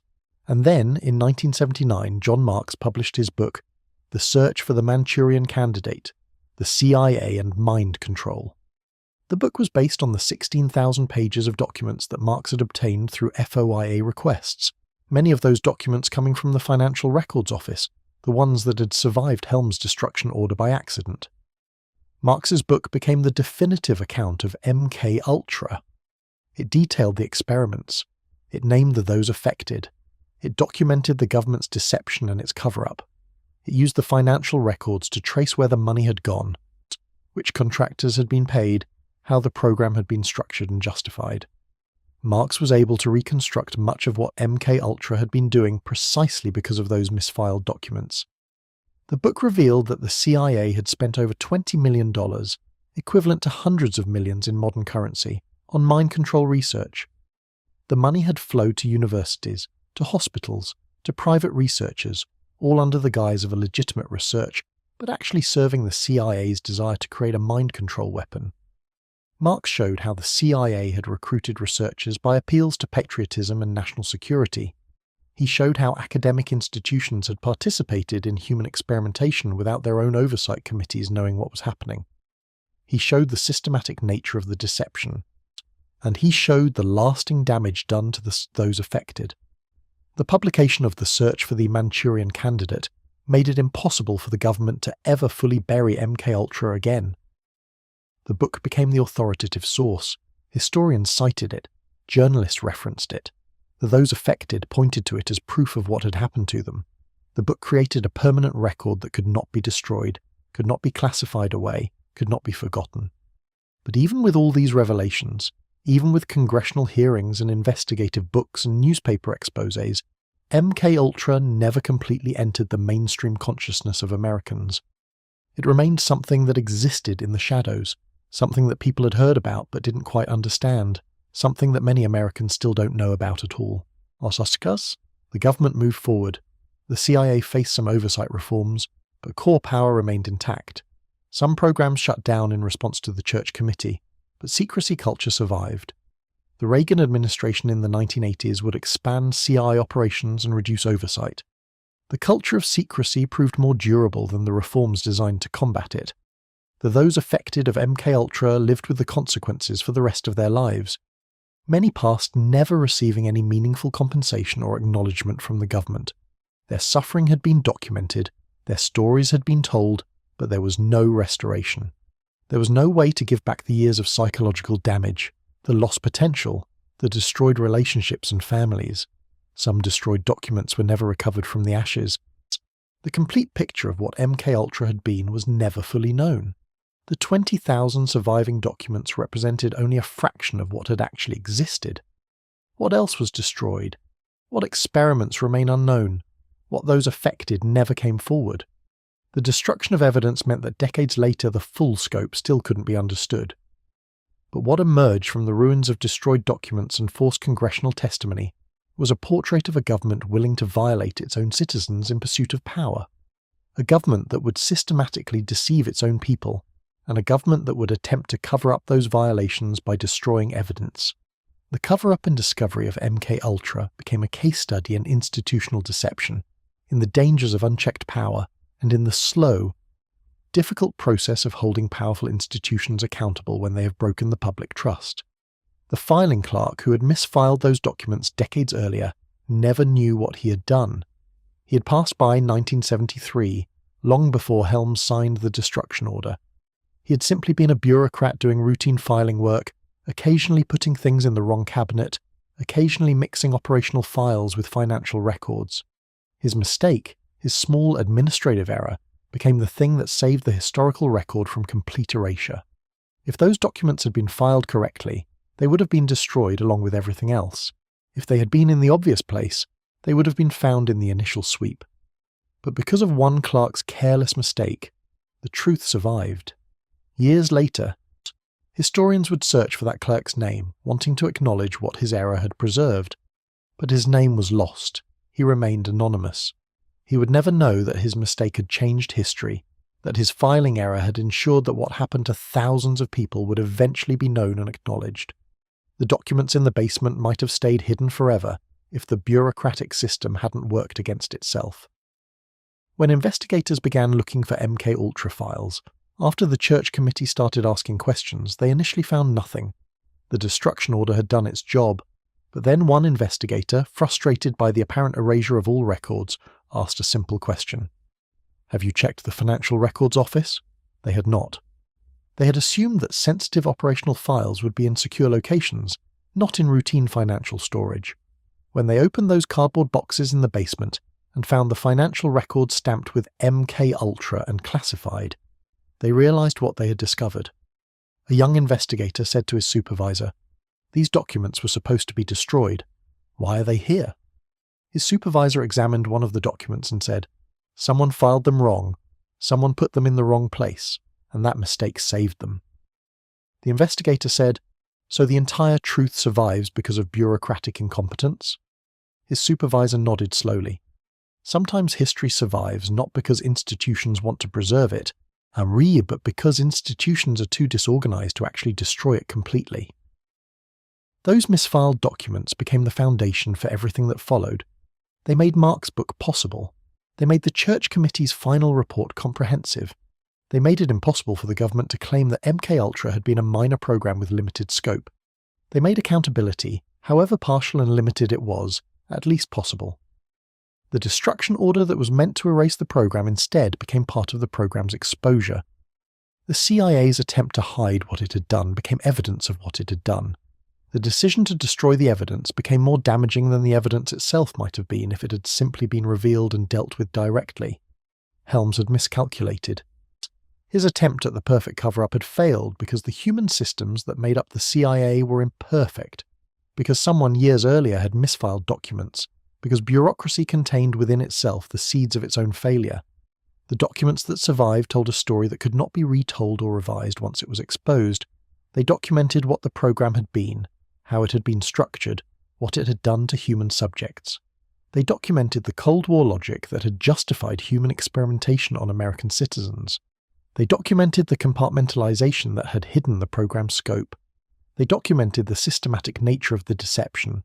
The documents became the permanent record against which every claim and counterclaim would be measured. The documents became the foundation for whatever limited acknowledgement and compensation that those affected eventually received. The documents preserved the truth in a way that nothing else possibly could have, through the simple luck of bureaucratic error and the enduring power of the paper trail to survive even deliberate attempts at its complete destruction. Decades later, when researchers examined those documents carefully, they found complete names of researchers, detailed names of subjects, the specific protocols used. They also found evidence that subjects had passed during the experiments. They found that the CIA had known about passings and continued anyway. They found that programs continued even after preliminary results showed they were seriously harming people. The documents were a complete indictment written by the perpetrators themselves, preserved by accident, exposed by necessity. By 1973, Richard Nixon sat in the Oval Office facing a problem. His administration had inherited the remains of MKUltra from decades past. The program officially ceased, they announced, though skeptics would wonder for 50 years whether it truly ended. Meanwhile, the men who built it were still alive. Some faced consequence, but many did not. Sidney Gottlieb, the chemist who designed the entire machinery of control, simply retired. He moved to a quiet farm in Virginia with his wife. There, surrounded by rolling pasture and livestock, he spent his final years raising goats. This is where the story splits into two paths: the visible reckoning and the hidden remainder. One path shows justice attempted and sometimes won. The other shows how many secrets survive and how a nation keeps its darkest truths locked away. The Olsen family never stopped asking questions. Frank Olsen, the biochemist dosed without consent in 1953, had fallen from a hotel window in New York. Unexplained passing, officials said. But his family harboured doubts that crystallized into certainty. His son Eric, born after the tragedy, grew up with a father he never knew and a mother bearing unbearable weight. Decades passed. In the 1970s, news of MKUltra finally broke into public view. The Church Committee, convened to investigate government misconducts, began pulling threads. What they found horrified them. The CIA had conducted experiments on hundreds of people without permission or knowledge. They had poisoned minds. They had violated bodies and autonomy in ways that violated every ethical principle. Yet consequences seemed distant. Prosecutors struggled to build cases against a secret government program shrouded in classified documents. The Olsen family pursued a different path: truth through lawsuit and civil action. What transpired became a decades-long journey through American courts, through depositions and discovery, through careful arguments that kept Frank's memory alive and demanded accountability. In 1975, the family received an apology from CIA Director William Colby. He acknowledged the agency had given Frank the compound without his knowledge. The words came late. They changed nothing about Frank's passing or the decades his family had lived in uncertainty. But acknowledgement mattered. It established a basis for further claims. The legal machinery, once engaged, moved slowly. The Olsen family filed suits. They sought damages. They sought access to files. They sought to know, finally and completely, what happened to their father in his final days. The government resisted. Documents remained classified. Witnesses either would not speak or were unavailable. The case ground forward year after year. Eventually, some settlement was reached. Money changed hands. But no complete truth emerged. Frank Olsen's passing remains technically unsolved by official standards, though circumstantial evidence suggests the trauma of the compound dosing and its revelation contributed heavily to his psychological state. His family had won something, but not everything. They had demanded attention in a way that forced the nation to look at what was done. They had shown that a family could persist. In Canada, a different justice was being pursued with similar determination.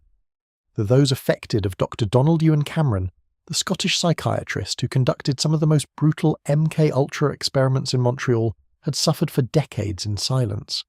Cameron's psychic driving sessions had destroyed minds.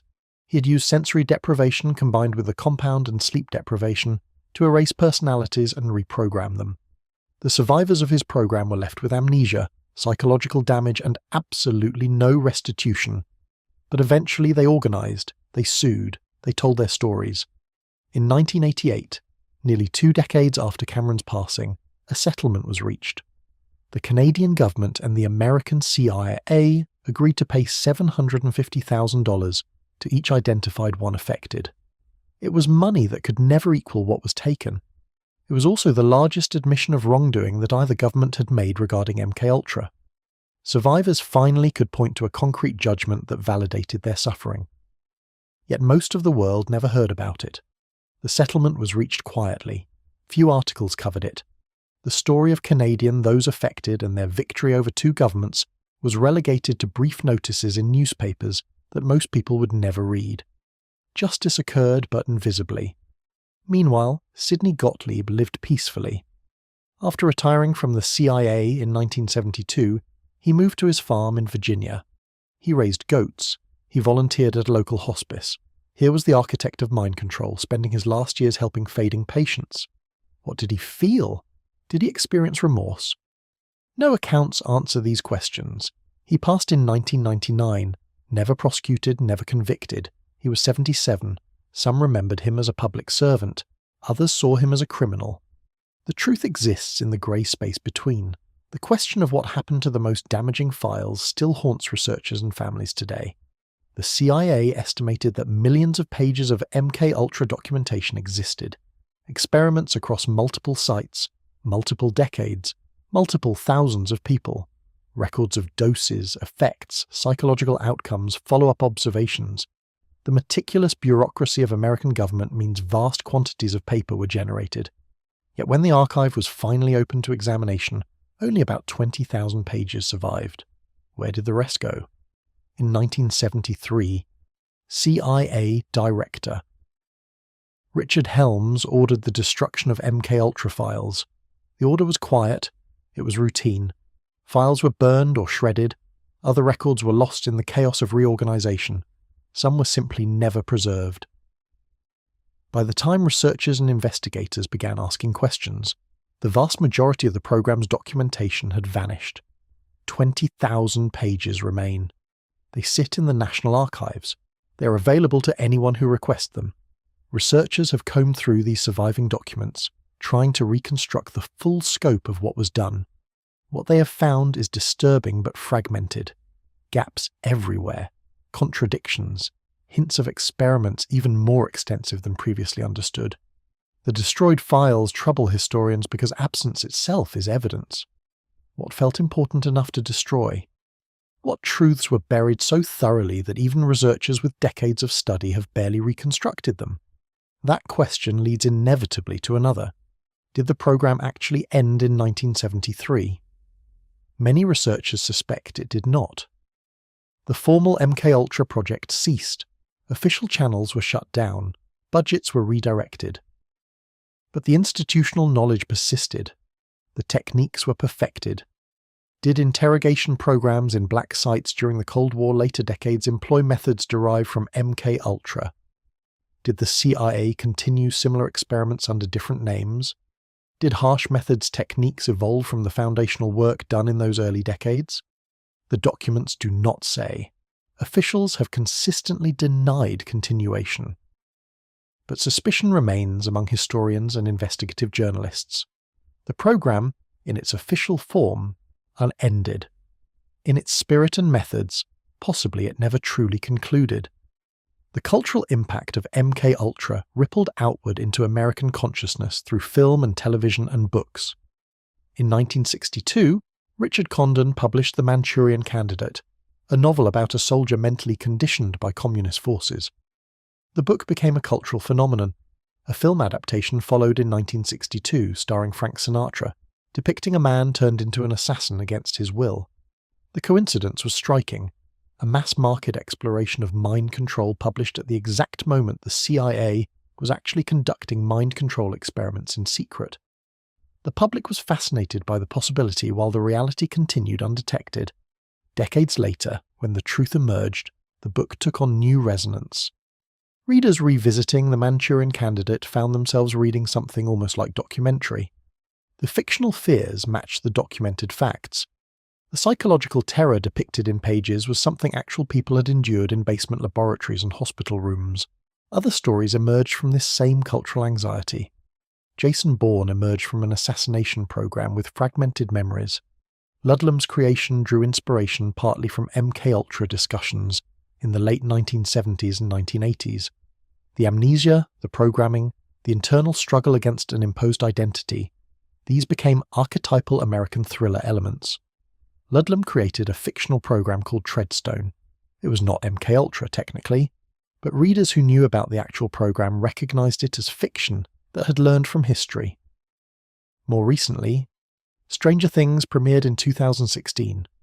The show centered on Hawkins Lab, a secret government program that conducted experiments on children, The show's creators were drawing on the same well of anxiety about government experimentation. They transformed the historical horror into science fiction, yet the underlying terror remained. A government willing to use its citizens as test subjects. Conspiracy Theory, a 1997 film, starred Mel Gibson as a taxi driver. He believed the government had programmed him.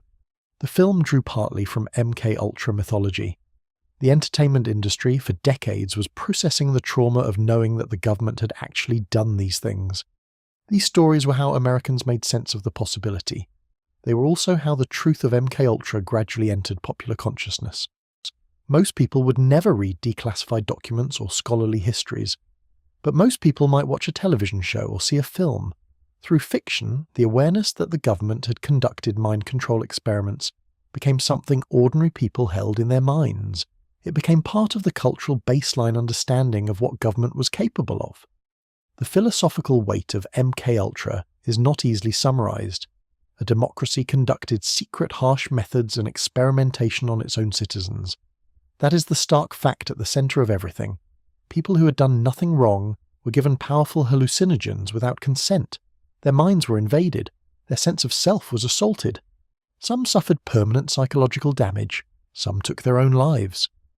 And the government that did this was the government supposedly bound by law and ethics and the Constitution. How does a democracy reckon with that? What does it mean to live in a system that proved capable of such violations? These questions cannot be easily answered. No amount of settlement money or declassified documents fully resolves the ethical contradiction. The United States identifies itself as a free nation, yet it enslaved people through chemical and psychological harsh methods. It violated every principle of consent and autonomy. The violation occurred in the name of security. It occurred in the darkness of classified programs. It occurred to people with the least power to resist: prisoners, mental patients, people in poverty. And when the violation was discovered, consequences were limited. No major figure went to prison, and no clear statute of limitations was overcome. The violators largely passed in their beds. The discovery of MKUltra did lead to new regulations. The Belmont Report, issued in 1979, established ethical principles for human subject research. The Common Rule, adopted in 1991, set standards for institutional review boards. These reforms meant that future unethical experiments would face more obstacles. But they could not undo what had been done. They could not restore what was taken. They could only prevent potentially similar violations in the future. That prevention is not nothing. It is something. But it is not justice in the way survivors might define it. The documents that survive sit in the National Archives in Washington, D.C. Visitors can access them. Researchers can request them. The building is open to the public. The archives are not hidden, yet most of the story remains classified. Thousands of pages still cannot be seen. Names are redacted, specific techniques are obscured. The full scope of locations and subjects remains incomplete. Someone visiting the National Archives can read about MKUltra. They will find the available documents, they will see the redactions, they will understand, without being told explicitly, that more exists beyond what they can see. The classification system ensures that even in the age of transparency, secrets persist. Imagine standing in that archive room, holding a document about a human subject's psychological deterioration, seeing that 3 paragraphs have been blacked out entirely. The missing pages represent missing truth. The redactions represent institutional protection of information deemed damaging to security or to individuals still living. It is a kind of truth, but a partial truth. It is a record, but an incomplete one. The story of MKUltra is a story about secrets. It is about the difference between what governments claim and what they do. It is about the persistence of those claims in the face of evidence. After MKUltra was revealed, officials said the program had been necessary. They said the Cold War required extreme measures. They said that everyone involved believed they were protecting the nation. Some of these statements were partially true. The Cold War was real. National security concerns were real. But the extrapolation from concern to unethical experimentation was a choice. It was not inevitable. It was a choice made by individuals in positions of power. It was a choice to value potential intelligence over human dignity. That choice haunts the program's legacy. It raises questions about what choices are being made now, in classified programs that historians will not study for decades. What is being done in secret in the name of national security? What will future generations discover about what we did, what we allowed, what we overlooked? Those questions cannot be definitively answered, but they should be asked. They should be asked regularly. They should be asked by citizens of democracies who want their governments to live according to stated values. The legacy of MKUltra is finally a legacy about attention. The program endured because no one outside the government knew about it. It continued because secrets allowed it to continue. It was revealed only when documents were discovered, and journalists and investigators demanded answers. The persistence of the Olsen family, the organisation of Canadian those affected, the work of historians like Whitey Strieber and Annie Jacobsen, these efforts kept the programme's memory alive. They kept asking questions. They kept insisting that the story mattered. Because of that persistence, MKUltra is known. Because of that persistence, regulations changed. Because of that persistence, future governments face at least some legal and ethical constraints on experimentation. The victory is incomplete. It is insufficient. It is also what exists. Resting now, possibly you think about what power means, what it means to trust institutions that proved untrustworthy, what it means to live in a system capable of violating you secretly. These are large questions. They do not have easy answers. These are the questions MKUltra forces upon every person. But you can set them down now. The night is deep around you. The darkness is complete and protective. Your body feels heavy and grounded. Your mind is slowing with each passing moment. The concerns of the day are fading further and further away. They are becoming smaller. They are becoming distant. Your breathing deepens. Your muscles relax. The weight of your body is fully supported by whatever surface holds you. You are safe. You are supported. You are held by the night itself. Think of that archive room in Washington, quiet and careful. Think of filing cabinets containing memories, evidence, fragments of what was done. Think of what remains classified. Think of how some stories take decades to tell. Think of how truths take generations to uncover. The work of uncovering continues. The National Archives remains open. The documents available to see are available. Researchers still request files. Activists still press for declassification. The fight for complete truth is ongoing. It will not resolve in your lifetime possibly, but it persists. This persistence itself is something to rest in. Even in the face of institutional secrecy, there are people who keep asking. Even in the face of destroyed documents, there are survivors who remember. Even in the face of a program that endured for decades in darkness, there are investigators who have brought light. The light is not complete. The darkness is not fully dispelled, but the light exists. It grows. More documents are declassified each year. More researchers access materials. More of the story becomes visible. This is slow work. It is the work of truth in a world that often prefers comfortable fictions. The work is ongoing, and you do not have to do that work tonight. That work belongs to others. Your work is only to rest, only to let sleep come, only to allow your body and mind to find the peace they need and deserve.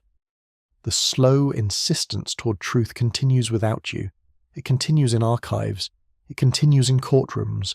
It continues in the quiet offices of researchers and the conversations of survivors. But tonight, you are released from that. Tonight, there is only rest. Your eyelids are heavy now.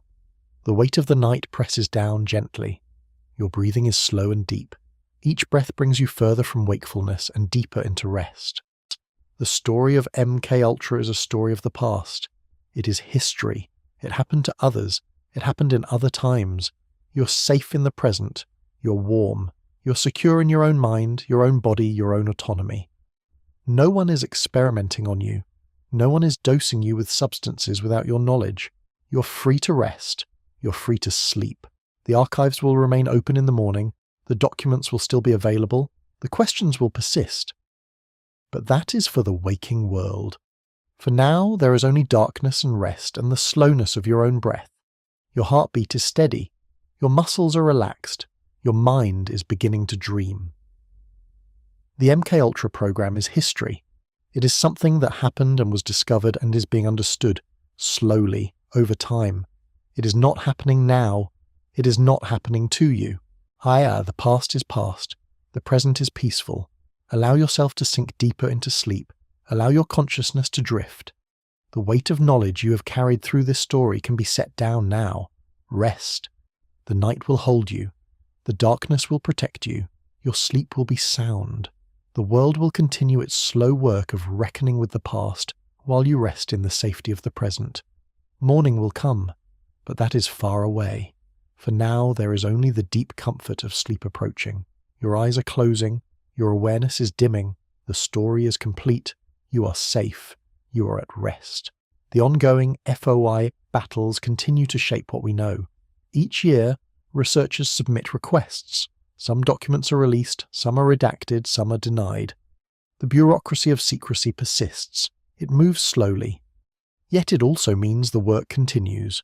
Someone, somewhere, is always asking for the next set of documents. This persistence, however gradual, has yielded results. More information surfaces, the picture becomes clearer. The classification system itself reveals what the government considers sensitive. Files from the 1950s remain classified in 2024.